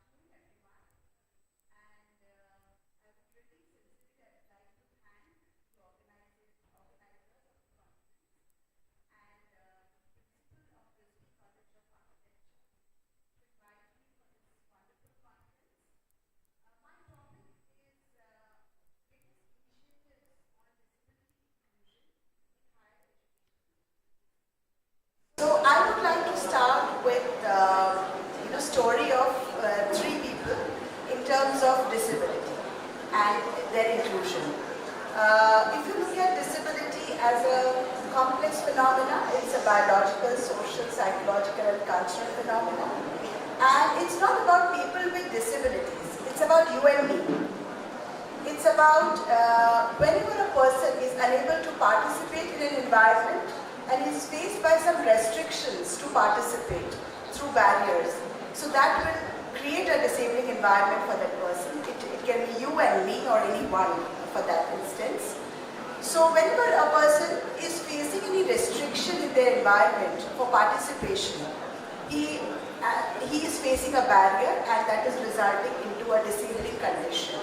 So that barrier can be architectural, that barrier can be infrastructural, physical, social, academic, technological, language, any kind of barriers. So if one is facing any barriers in their environment and it is restricting their participation, then the person is facing a disabling environment. So I would like to start with the story of Rohit. He's a 16-year-old boy living in the slums of Mankur, and he is living in a migrant community. So, I'm from Tata Institute of Social Sciences and we work with all kind of marginalized population. So we were working with Mankur and we heard the news that the Mankur community, migrant community's entire land was demolished. And so our Vice Chancellor, Professor Parshuraman, has called the Chief Minister and he stopped the demolition. And we were part of the fact-finding committee and we went to the slum community and we saw this child in a wheelchair outside his house. And we tried to inquire and we found that this child has not gone out of this house for 5 years. So can you imagine a child, 16-year-old, a young person, has not gone out of his house for 5 years. And when we inquired the mother, she said he only sits out in the Ganpati of 10 days. When there is a celebration, he just comes out of the house and sit outside and see the lightings and hear the music, and he waits for the entire year to come for that Ganpati festival. So can you imagine a life of a child with disability, having a muscular dystrophy, and it's a progressive disability. So he was normal earlier, but at the age of 5, slowly his muscles got affected neurologically, and slowly his mother started picking her on her shoulder to the school. Then the school gateways also got closed because he was not able to come every day. And the mother was not able to take the child once the child's weight has increased after 10 years. So imagine a child not gone out of the house for 5 years. So we worked with the community children nearby and we created a facilitative environment and we launched a program, Rohit Ke Dost or Dosti program, where the nearby children participated with him and they started playing with him. And the nearby school, where the school children were coming and teaching Rohit once a week. So I'm just trying to say, look at the child with disability where he has not gone out of the house for 5 years. The second story I want you to reflect, because this conference is on reflection for the future and you are the future architects, so I really want you to reflect. I went to meet my teacher. She's a pioneer in Indian Sign Language. She has developed Indian Sign Language and she was a pioneer. I wanted to give the journal on disability studies which I launched in my department to her. And when I entered into her house, she was on that walker. And the walker was having a small bag. That bag was consist of a mobile phone, some fruits, some letters, and some food, tiffin box. So as if, and when she invited me with a forced smile inside her house, she entered into the kitchen. And the kitchen was totally blank. There was no utensils, nothing. It was as if somebody has just washed the utensils maybe a week back or 15 days back and gone, And I sat on her dining table and interfacing her and I was talking. She was trying to smile. But then, then I gifted her the journal and I said, ma'am, it was really pleasure that I was fortunate enough to meet you after 20 years. So and then I looked at her, whatever things. I said, ma'am, then suddenly a phone call came. She was searching her phone, very forcibly. Pick up the phone and she was trying to speak to the person. Then I was observing her and I saw that, phone call, as if her house is not her house, but her walker bag is her house, having all the resources inside that. So thinking about elderly people, if this happens to my teacher, what will happen to me? After 20 years, after 30 years, what will happen to my father, my parents? So I was thinking about older people, and we really need to reflect on the people's lives, what is happening to them. So they're lonely in a house, and I asked her, what about your children? Both of them were abroad, and she was living with her daughter. She stays somewhere else, it was her flat, so she's living alone in the flat. So can you imagine a person, such a renowned pioneer, I don't want to take her name, and living a life like this. After 20 days I heard about her demise. So reflection about my own teacher, and this is her life after 20 years.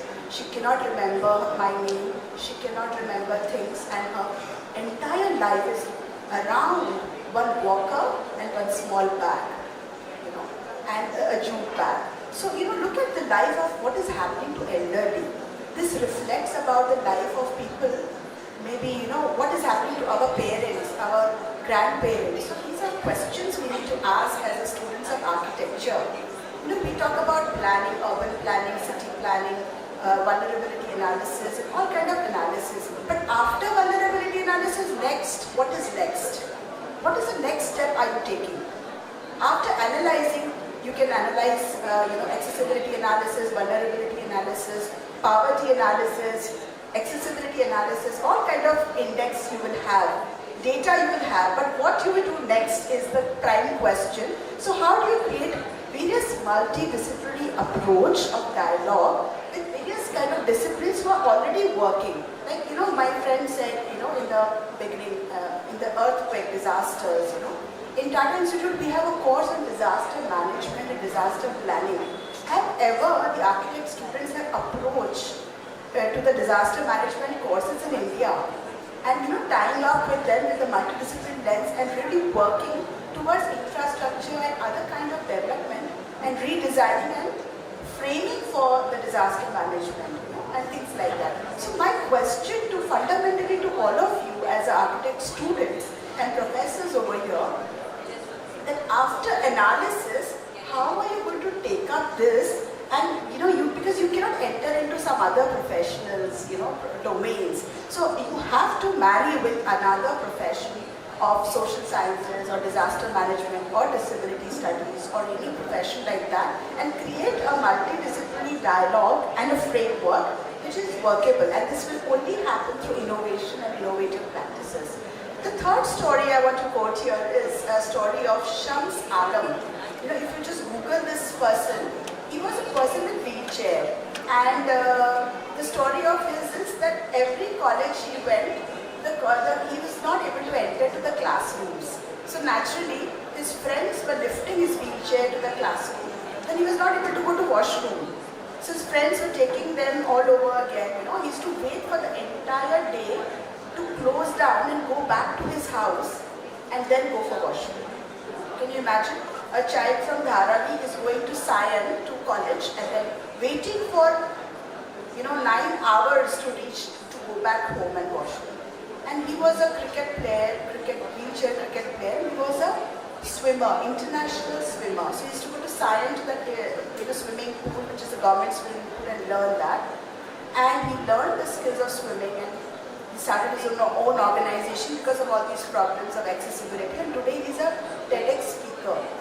He go to every college, IIMs, IIT, and he gets an award. And why this has happened? Because he applied to IIT Chennai, and IIT Chennai allowed him a free accommodation, free learning, free education, free higher education, and like this maybe 10 people. And all 10 people are pioneers in the field of accessibility and inclusive education. So, the point is that somebody has to open the doors for people with disabilities, and these are complex, phenomena. So one has to create that open mind to accept and open the doors for people with disabilities. Now, these 3 stories actually tell us that we need to do something. Where is the place space for person with disability. The chair where you're sitting, the tables which you use. Do you think that the college which you are studying, the washroom is at 6th floor, for women's washroom? Where are the washrooms for people with disabilities? Or suppose you get any kind of a calamity, and where you will go for washroom? You can't wait for going home back home and then use the washroom. So the point is, what I'm making over here is, this is an issue where all the College of Architecture has to plan a curriculum for accessibility for all, which includes a pregnant woman, a person with disability, children, women, transgenders, and all kind of vulnerabilities. And then you do vulnerability analysis and develop an action plan using infrastructure design, using all kind of designs, social inclusion designs to create universal design to create accessibility for all. So this is my presentation is largely for the accessibility of accessibility initiatives and inclusive initiatives taken in Maharashtra. So there was a case filed in Mumbai High Court, Akanksha Kare versus Union of India, and the Higher Education Directorate of Higher Education was in a very complex situation. So they was looking for people who have worked in this area. So they invited me to work with them for 2 years, and with all the 15 universities of Maharashtra. So I was lucky enough to work with all the 15 universities of Maharashtra to develop an action plan for colleges and universities for persons with disabilities and students with disabilities. So my presentation is having no pictures of architecture design, but large and fundamental questions around which is very important to ask. So do you think our university colleges are accessible to persons with disabilities? So I think, are they ready for taking persons with disability? And now there are 21 types of disability according to the Rights for Persons with Disability Law, 2016, and it's mandatory to implement the law as per the Supreme Court landmark judgment of Justice A.K. Sikri of 15/12/2017, and also Justice Chandrachud has given directions to UGC to mandatory implement the accessibility guidelines to all the higher education institutes, which resulted into the UGC guidelines 2022 to make all universities and colleges accessible for students with disabilities in higher education. So I want you all to think about if the washroom is at 6th floor, a woman, a faculty has to reach there. So how we can think about in an innovative way to create a disabled-friendly environment in whatever possibilities. Ramp is not the solution. You have to, as an architecture student, you need to think about a design which is inclusive in its own, in terms of institutionalizing inclusion right from the entry to the using all the environment around it and also exit. So, fundamental question is the universities and higher education institutes are accessible to us? The answer you know, right? And who are the students with disabilities? So, a person with wheelchair, a person with blindness, anybody, any other thing do you know that there may be other disabilities also? There will be some neurological conditions, I was chatting with a girl her name is Anjali Vyas, and she is an ambassador of Purple Fest. Now, Purple Fest is happened in Goa, which was organized by Disability Commissionerate in Goa, but across India, it was an international Purple Fest to destigmatize disability and renaming it as Purple People. When you say people with disabilities, too much of stigma. So how do you reduce the stigma around disability? So the Purple Festival, so she was a Purple Festival ambassador for a disability called as multiple sclerosis. When you say multiple, a lot of multiple, and sclerosis is lesions in the brain. So you never know when lesion will come. It's a neurological permanent disability. It's progressive in nature. So she, in her 4th year of engineering, she suddenly became blind for 2 months, and the teacher was saying, "You're faking. You're lying to us. You You cannot do that to us. And this girl was crying and all kind of things, but then nothing happened. She has to leave her engineering in a fourth year, in the last year, and she is, so this girl has started a channel called Invisible Disability.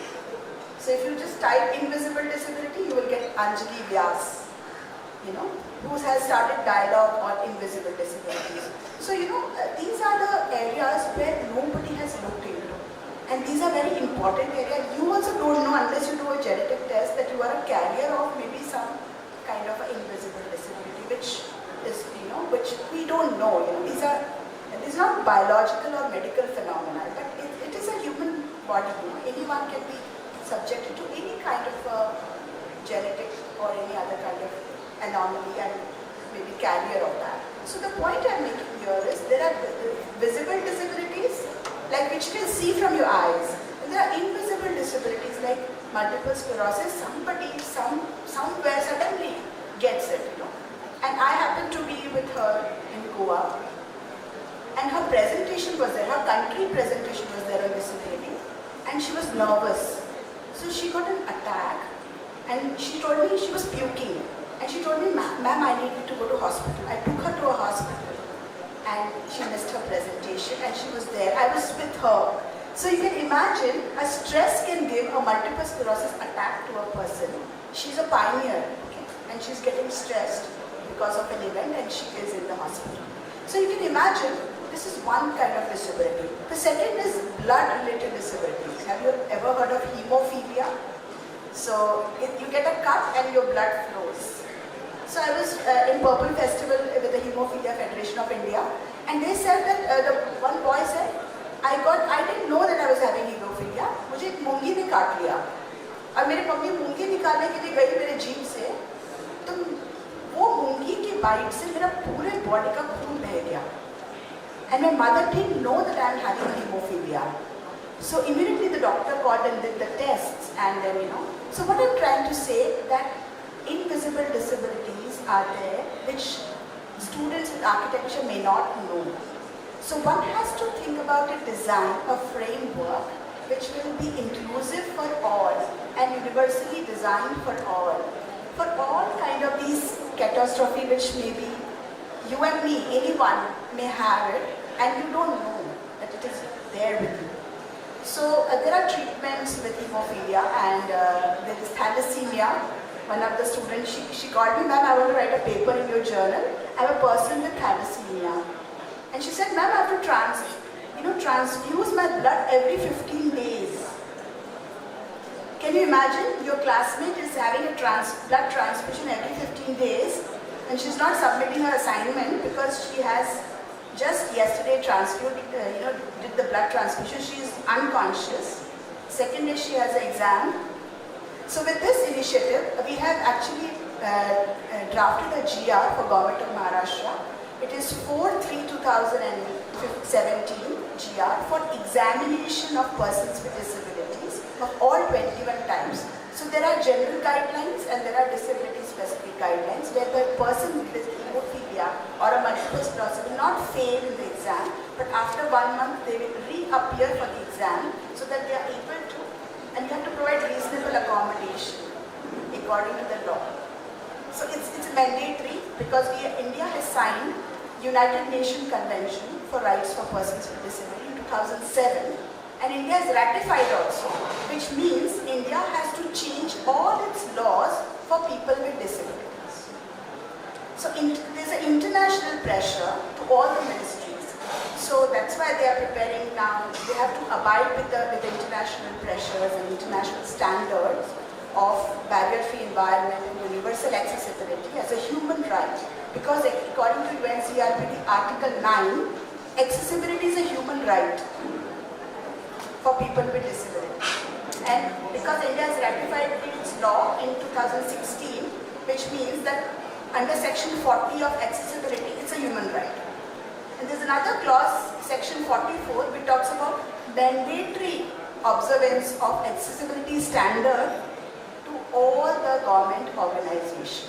So whether it's a college, whether it's a university, whether it's a public building or a theatre or your own home, you have to abide by the accessibility code, which is there in the Government of India guidelines. You have to just follow that. Whenever you make a building, just see to it that you have an accessibility code ingrained, institutionalized in your framework. And now the law, the PWD guidelines are there. Without this, you cannot pass your architectural map. You cannot pass that. So this has become mandatory. So why I'm talking about all invisible disabilities and all kind of disabilities, because I think in this forum, if I don't talk, where I will talk? The question is that I have to talk about people with disabilities and their inclusion in your architectural building, maps, and also town planning and all kind of things, because it is related to us and maybe our grandparents or maybe us after 20 years. So we have to think about our own lives where we may forget. So if people with dementia is coming in a big way, I also forget my students' names and I have to keep on recollecting. At this age, then what will happen to me after 20 years? So you can imagine how you have to create signage systems, maybe technology systems, WCAG guidelines, point 2 guidelines, which is mandatory to make all the website accessible. Now there is, so all kind of technology, infrastructure has to be made accessible for everyone. This is the fundamental message I want to give from this platform, and I want you to reflect that how as a students of architecture, you will plan any building or any kind of infrastructure with a lens of inclusion of all 21 types of disabilities, and keeping in mind your own parents when they will grow older, how you can be, as a student of architecture, can create a barrier-free universal accessibility for them. So fundamentally, these are the questions I'm here, to share with you all.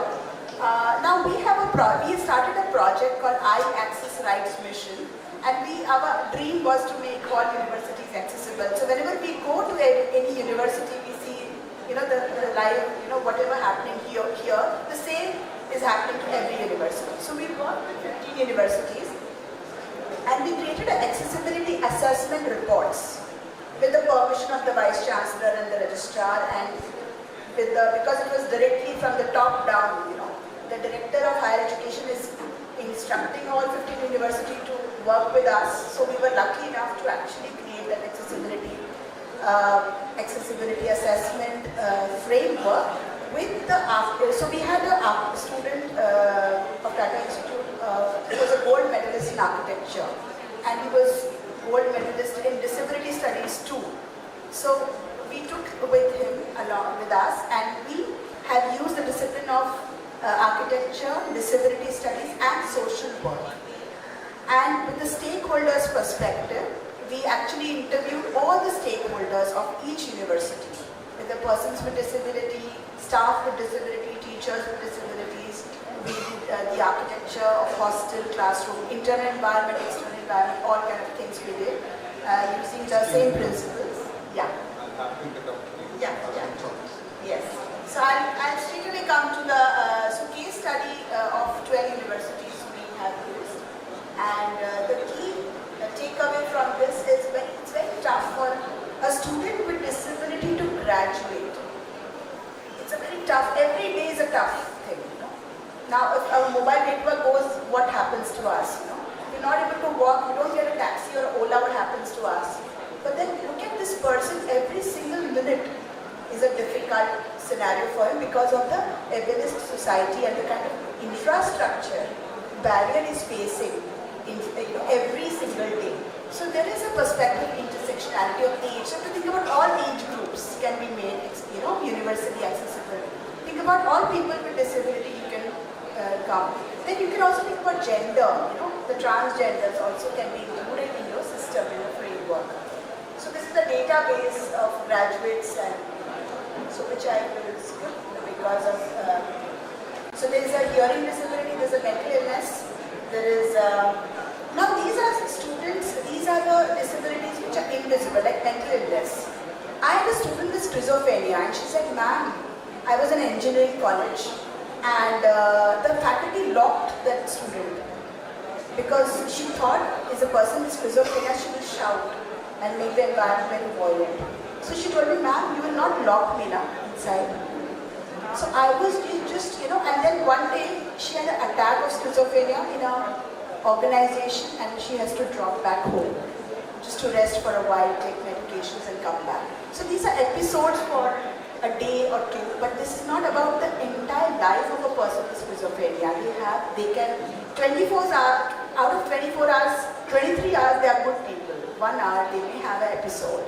Like we have a COVID episode, similarly it's a biological and a chemical imbalance episode which happened to them. And this happens to us in stress, in exam time, in our interview time, in our promotion time.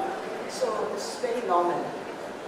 So barriers in education, they can be physical barriers, attitudinal barriers, socio-economic barriers and institutional barriers. So we prepared a call for action for all universities and we submitted to the minister and we implemented and we called all the exam controllers of Maharashtra and we had a meeting for 6 months and this resulted into the GR which I talked about, 4370, which your university can also implement in terms of 21 types of students with disability. Do you have a database of students with disability in your Rizvi college?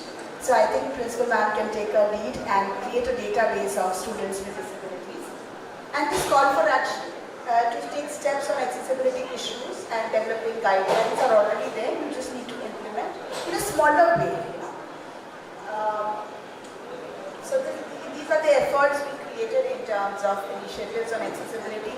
So we created accessibility reports and every university started celebrating World Disability Day and they created ramps in there, they created hostels for persons with disabilities, they created one library entrance accessible to some extent and they created their website in accessible format. So these are the things which they started doing it and they're still doing it.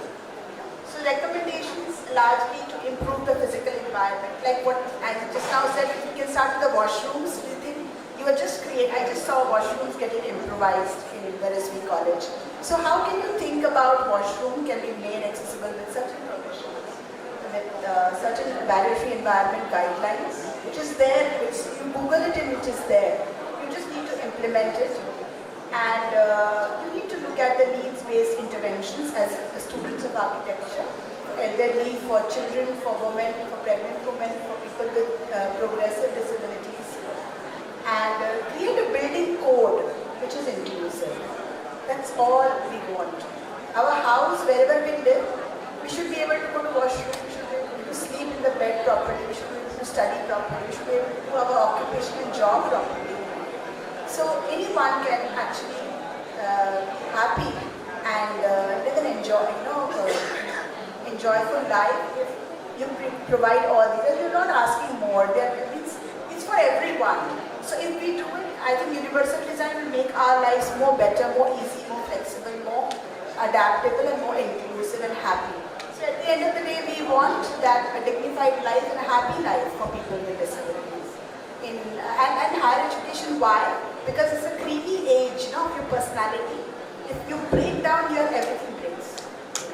So it's very important that students of architecture, I humble request that whenever you make a plan, please see to it that you at least involve 1 or 2 features of persons with disabilities and make it more inclusive and accessible for all. With this note, thank you so much.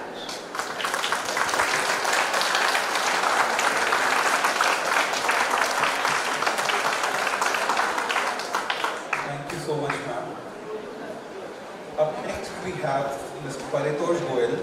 He's an accomplished urban planner and development professional, known for his expertise in devising and executing strategies tailored for various urban initiatives across India and the globe, working with funding organizations and cultivating robust working relationships between various ministries, multilaterals, central, state and local governments in India.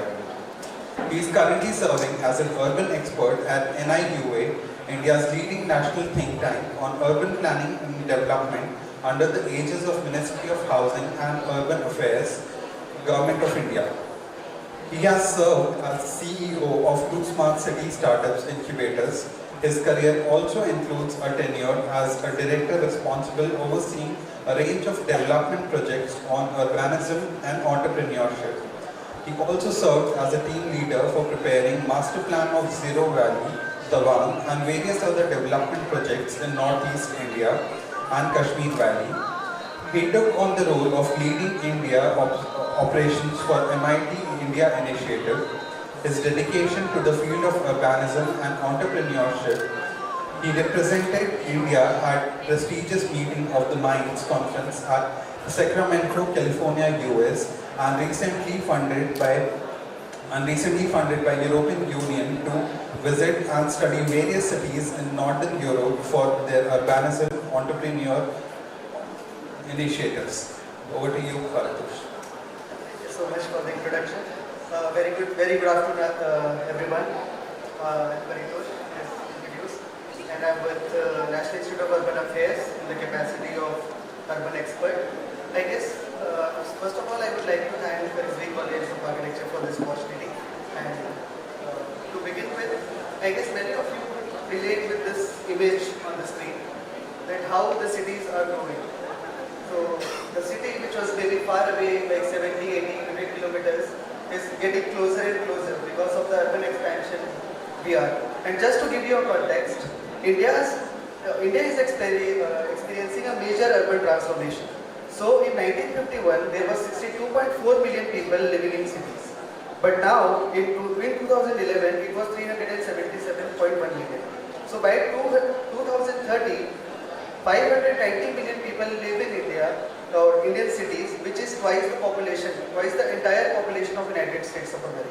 So this is how the urbanization is going to look like in the coming years in India. There's a lot about the urban statistics. In 1800, we have around less than 10% people living in cities. But now if you see, by 2050, around 70% of the entire population in the world will live in the city. I will not go much into the details, but as per UN Habitat, by 2050, around 3 billion population will live in the slums. And that is something which will come for our generation to look upon, to think upon, and to work upon. With urbanization, there are various challenges which associates, like obviously population growth, infrastructure overload, environmental degradation, vulnerability to disasters, and social inequality. So we at NIUA is following a detailed approach towards all these challenges. We as a national think tank, working on data, plans, process, partnership, skilling, demonstration and scaling, doing a lot on the panel theme, which is governance, inclusivity and policy. NIU is a national think and do tank, which is doing data for action, evidence-based strategic planning, demonstration to scale, institutional changes, etc. with our stakeholders, which is government, academia, civil society, industry, and other citizens. I am not talking much about NIU's role because you will find in the website, in the knowledge product, there is a lot of knowledge product is in NIU's website, and there is a lot. And also I was mentioned that I will talk about inclusivity, so I just kept one slide limited to building accessible, safe and inclusive Indian cities. In 2011 census, it was mentioned that only 2.21% people are with disabilities. But that figure changed in the survey for rights of person with disability at 2016, it was mentioned around 7%. But we know that around 25% of India's population need universal accessibility in order to live independently and with dignity. And that is something which we all have to think in our upcoming designs and whatever work we are doing. So inclusive policy and governance ensures a society where diversity is celebrated and integrated into every decision. Now, not much about NIUA. I am going to talk about the projects which I have my hands on during last 5-6 years of my career. So this is one project, or I would say a collaborative installation and workshop which I did in Taiwan, the city of Taipei, where people in the canvas came with the ephemeral objects of the city and depict and express the city with their own way. There were two questions which they had to answer in the canvas. What makes the city what it is, means what makes Taipei Taipei. And there was another question, where and what, or what element makes you feel home at the city. And people with a small amount of stationeries was kept available near the canvas, but people came with a lot of postcards, paper cuts, flowers, leaves from the streets and brought to the canvas and express the city how they think of the city. So there is a small video.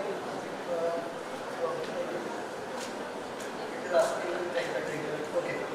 So yeah, so this is how the canvas looked like after 4-5 hours of open workshop, and there was this districts were marked with the help of woolen threads, and then people expressed how they feel about the city, what it is. So image of the city defined by a lot of how people perceive it. So we think of Taipei as a Taipei 101 building, but when we get to know and when we get to meet the people, they talked about various districts where a lot of things happening and which actually define Taipei, what Taipei is.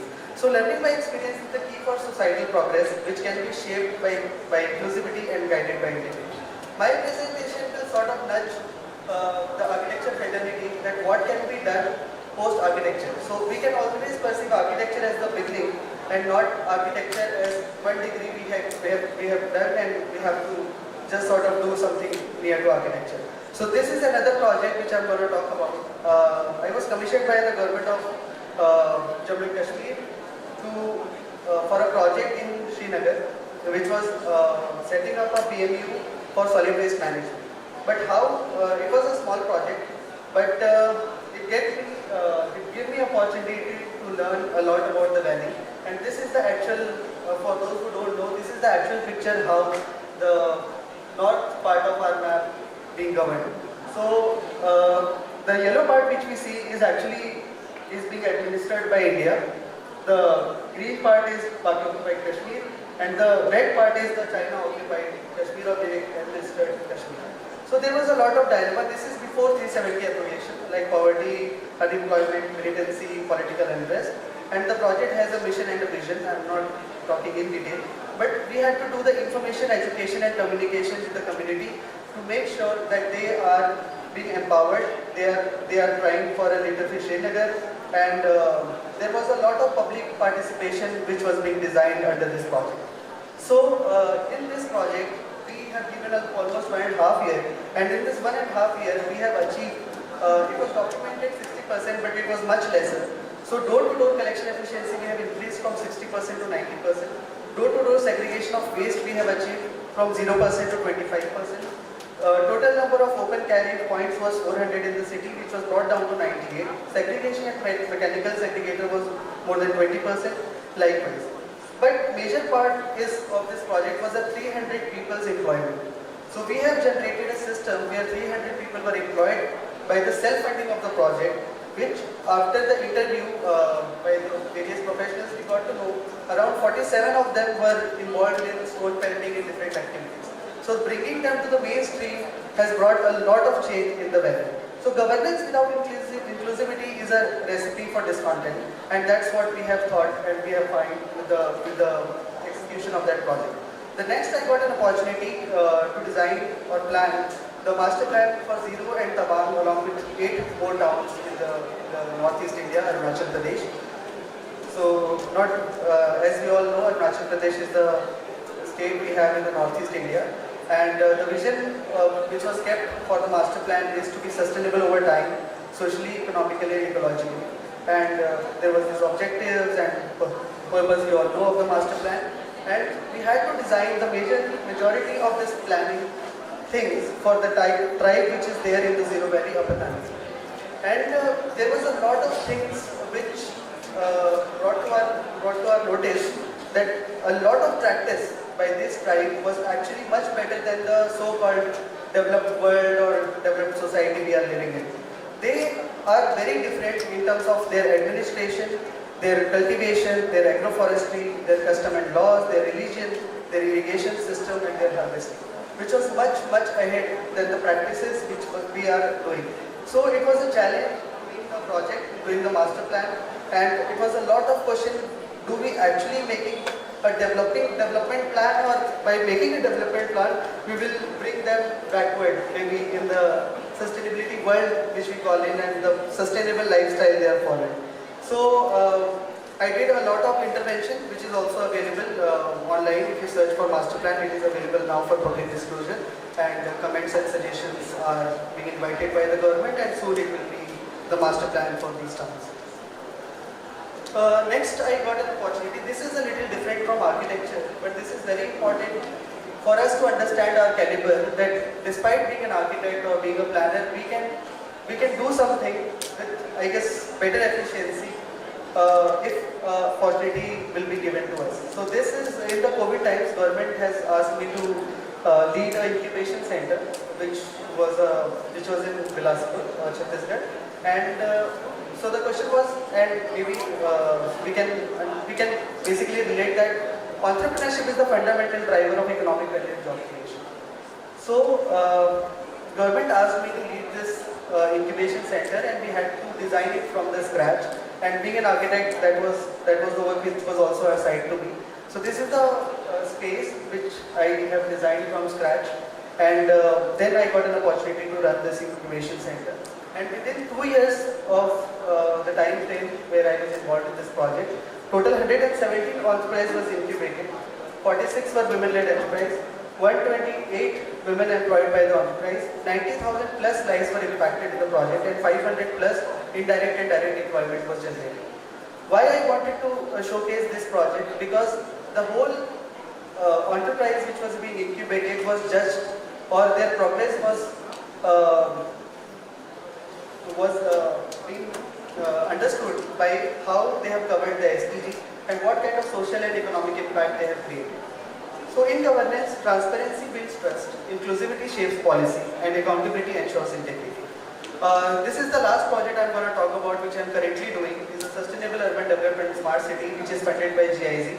And the project aimed to achieve with the 4 components, which is policy support, capacity development, innovative database projects, knowledge exchange. And there is a lot we are doing in this project. Currently it is going on in 6 states, and we are supporting the government with policy, innovative database projects, capacity building, and knowledge exchange.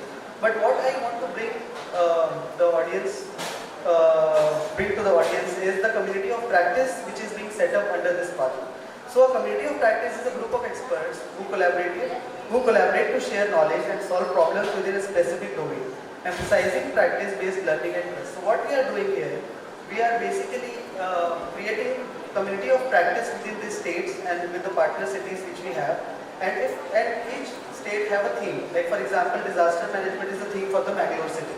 So if any disaster comes, any tsunami comes, then this community of practice will take on charge by themselves because of sharing the common interest, and then they will lead the operations along with the established systems we have in the cities. So the purpose of this particular creating communities of practice was different for different cities, but how we did it by learning, scaling, network, solving, innovation, knowledge and improvement, and then changing what communities of practice would aim to do in that city. So it is very different from formal group work, project team, informal network, etc. So basically community of practice is to develop members' capacity to build and exchange knowledge, and members who select themselves to be a part of this community, not being enforced, passion, commitment and identification with the group's expertise, and basically they will be part of this community of practice as long as there is an interest in maintaining the group, as long as these problems will stay relevant. So the steps will to clarify the purpose and objective, secure leadership support, formalize governance, identify and recruit members for this community, and provide resource and support. So institutionalizing a community of practice involves establishing a framework and support system within an organization or community to ensure the COP's longevity, effectiveness, integration into the organization cultures and operation. Thank you. With the line, policy is a blueprint for societal progress, shaped by inclusivity and guided by governance, forging pathways to a better tomorrow. Thank you.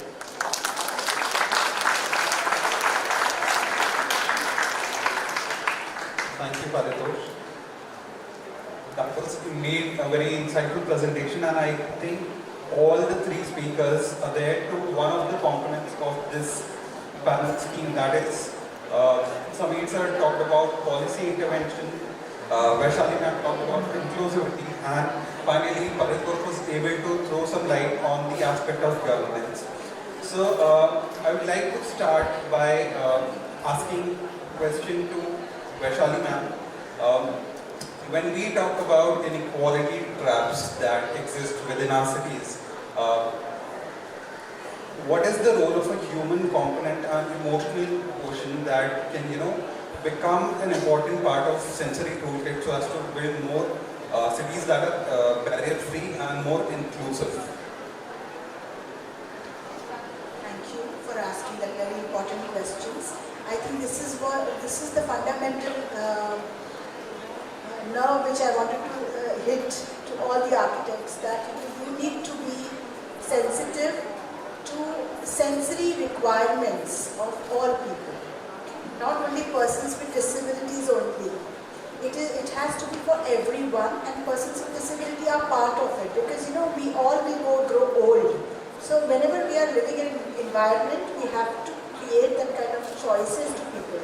So one, fundamentally we need to give choices to people and create a multi-sensory domain of interaction and participation to people.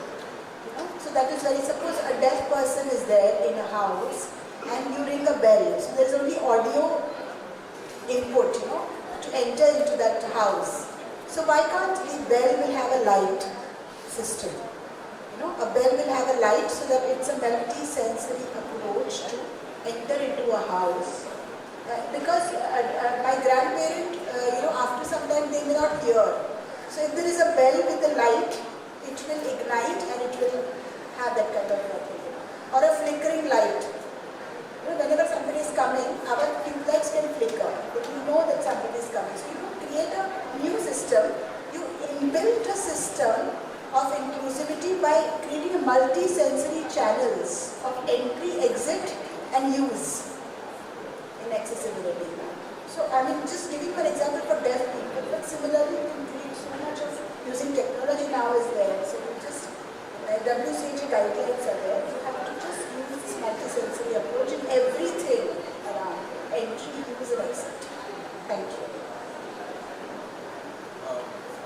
Paritosh, you talked about the role of urban institutions, like NIUA is an important think tank that has been taking up a lot of charge, a lot of urban initiatives. Also in terms of capacity building, where they are involved in training a lot of individuals so they can go ahead and work within the domain. The question is, why do we just have one NIUA? In a country which has such a vast human resource, the capacity building has to be huge. But sometimes it so happens that all our eminent institutions where capacity building is of the most prime status, they are limited, and sometimes it feels that the inclusion within those institutions is also limited based on the hierarchy where you are in terms of your understanding or your skill set. So should we have more of these planning think tanks where we can have more people involved in the capacity building, and in turn then they can go ahead and create a larger landscape for people. Thank you for that question. So it is like answering why do we have only one Niti Aayog in the country? Because as simple as NIUA does not say that it is the only thing tank in the urban sector.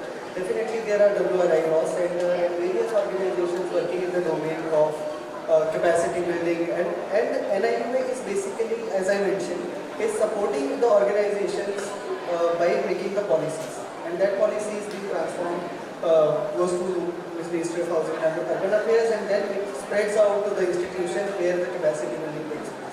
But there is a lot of support which NIUA provides to the institutes for capacity building. We just provide the framework. So the framework can always come from an apex body.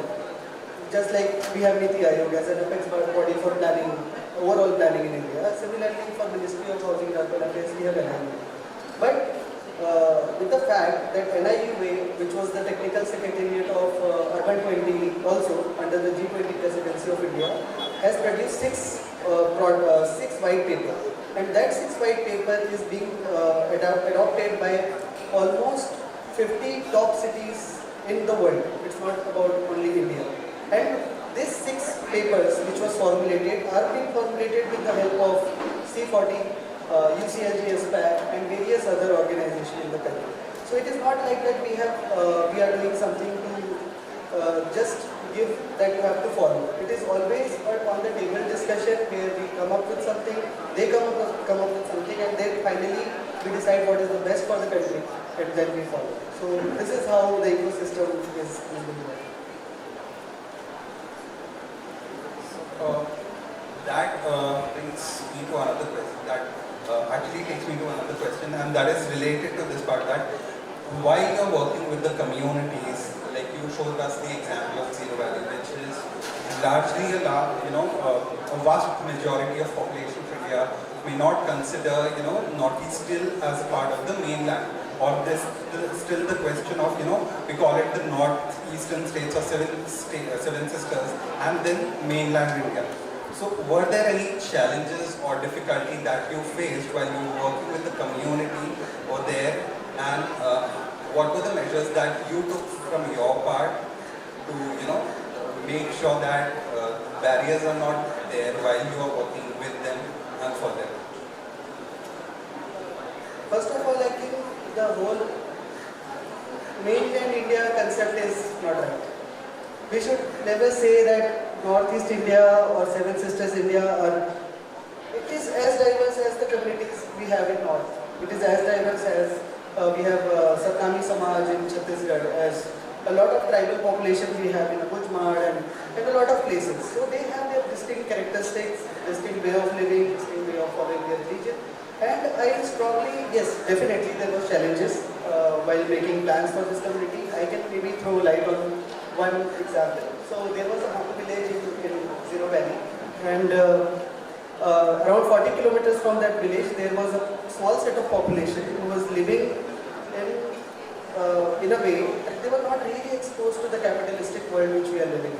They were not exposed to the kind of money system we have. So they were cooking their own food. They were basically building their own house with the sustainable materials. They have their wet rice cultivation, which is fish cum paddy cultivation, which they do. And they have amazing life expectancy, etc. So while making the master plan, we were in the dilemma of whether to add them into the mainstream or we should just let them.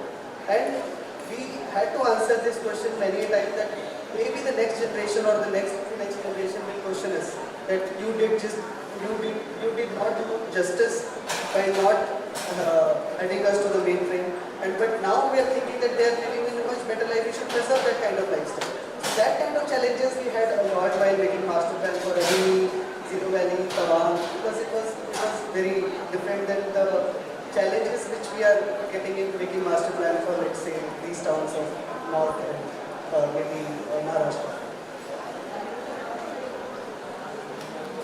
Vaishali ma'am, as our cities continue to swell and grow, we also see that within urban youth, the idea of psychological stresses have induced and they have grown to a larger scale, where today we have a lot of people who we can address this to, and even institutions have a system in place.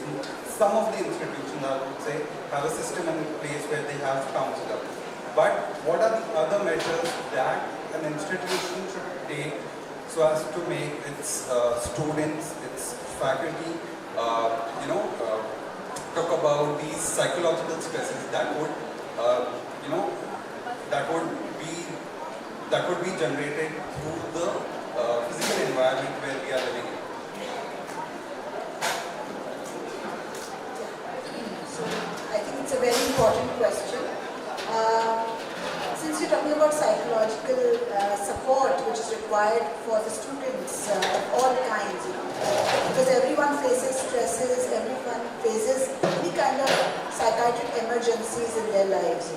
So I think the counseling is the fundamental to it, and the second issue is, or second support which you can give is to give them choices. I think giving them choices will help them to grapple with all kind of stresses, and the This applies to all people.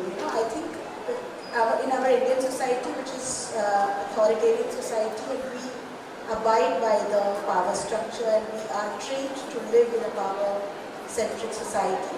So I think here, in terms of inclusion and equal access, what we need to think about is giving people choices and let them be what they are. Like, for example, he just now said about tribal community or any kind of community or a Muslim community or any community. Give them choices to live their life, exercise their living according to what they believe and what they want to enjoy their full freedom to or their existentiality. So I think that is fundamental. So here I would like to also connect to his point that when you're doing master plans for the state or your master plans for a district, so the town planning process, so how do you think that inclusivity is included into it? He said about the tribal community where a kind of dilemma whether they should live like mainstreaming or we should allow them to be what they are.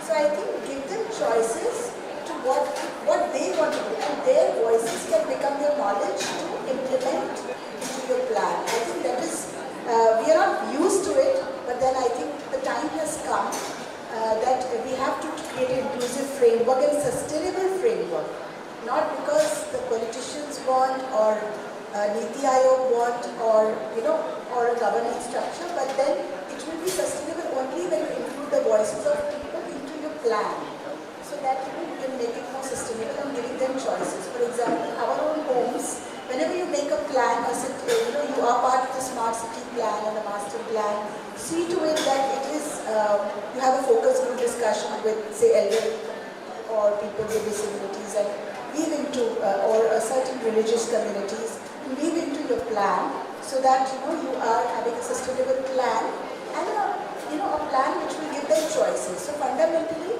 when you make a washrooms or whatever, make it disabled friendly, make it elderly friendly, age friendly. How many of you have seen children toilets? Toilets for children. Means we don't think about it. And newborn happens in every house, right? But we don't think about it. Can we think about various kind of commodes which is there for all, for children, for elder, for anyone? So I think basic necessities have to weave into the plan and give them choices. And I think universal design and inclusive design gives that frame to us to make it more inclusive life, which will be psychologically fulfilling, and you will be enjoying your life in terms of interacting with your environment, with your homes. Your home has to be inclusive for all giving them choices. Thank you so much. I would like to open the panel towards the audience if anyone has any questions.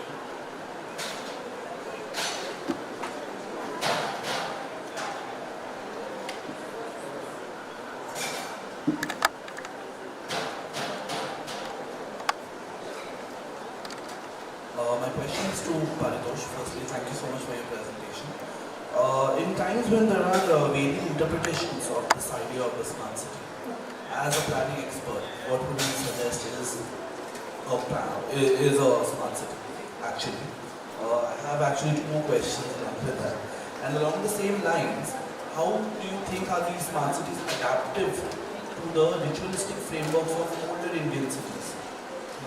And thirdly, my question would be that are there any such ideations or upcoming programs wherein the idea of citizen engagement has been sort of thought of to be made automated or something of that sort, wherein there doesn't involve there's no involvement of propaganda or agenda of that. So if you please share your insights on this. Thank you so much.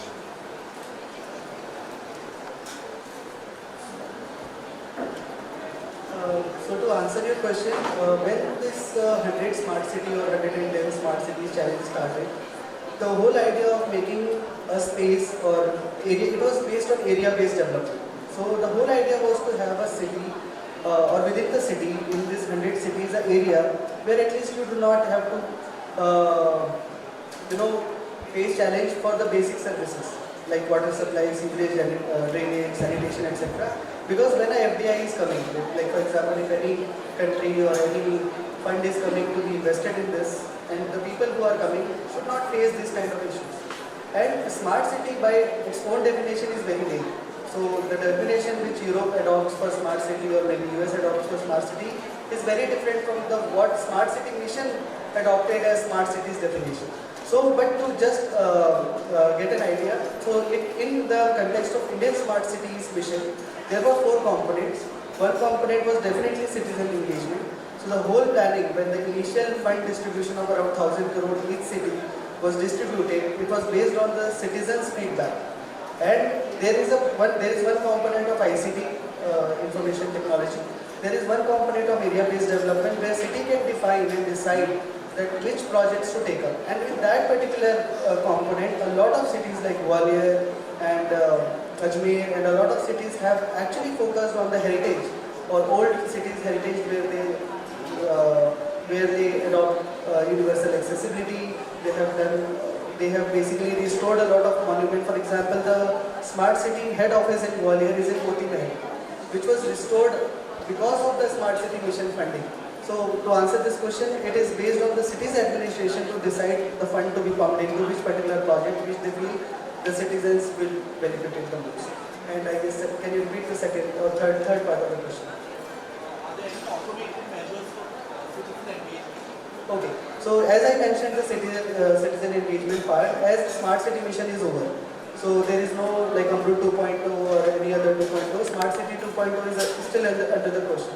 So a lot of infrastructure which is being built in that city, there will be again a citizen engagement that how you think that this infrastructure should be utilized and how we can make it sustainable in order to generate revenue so that city's infrastructure should be taken care by the city itself. So that discussion is going on in the ministry. Hopefully we'll come up with something good very soon.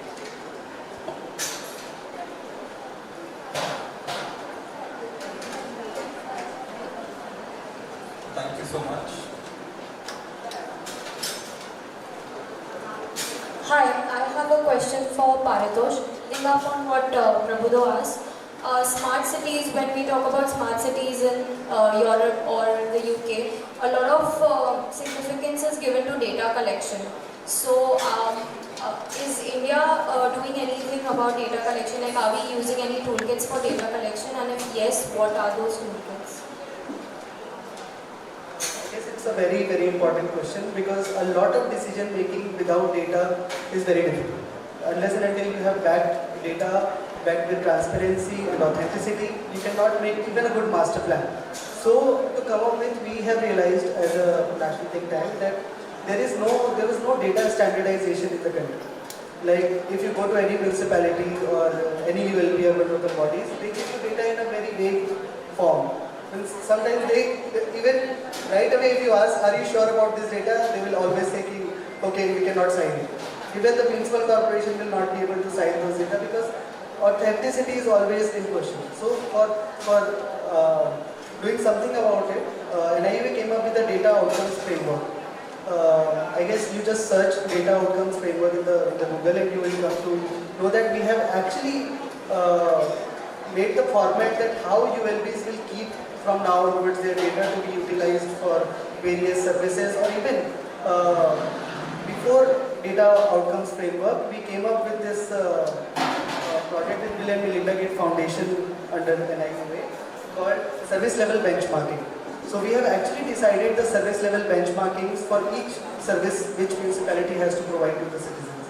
But that didn't work too well. That's why we came up with data outcomes framework, and this is now going to be enforced to all the ULPs to keep their data in that way, which will help us to have a proper informed decision making. Thank you.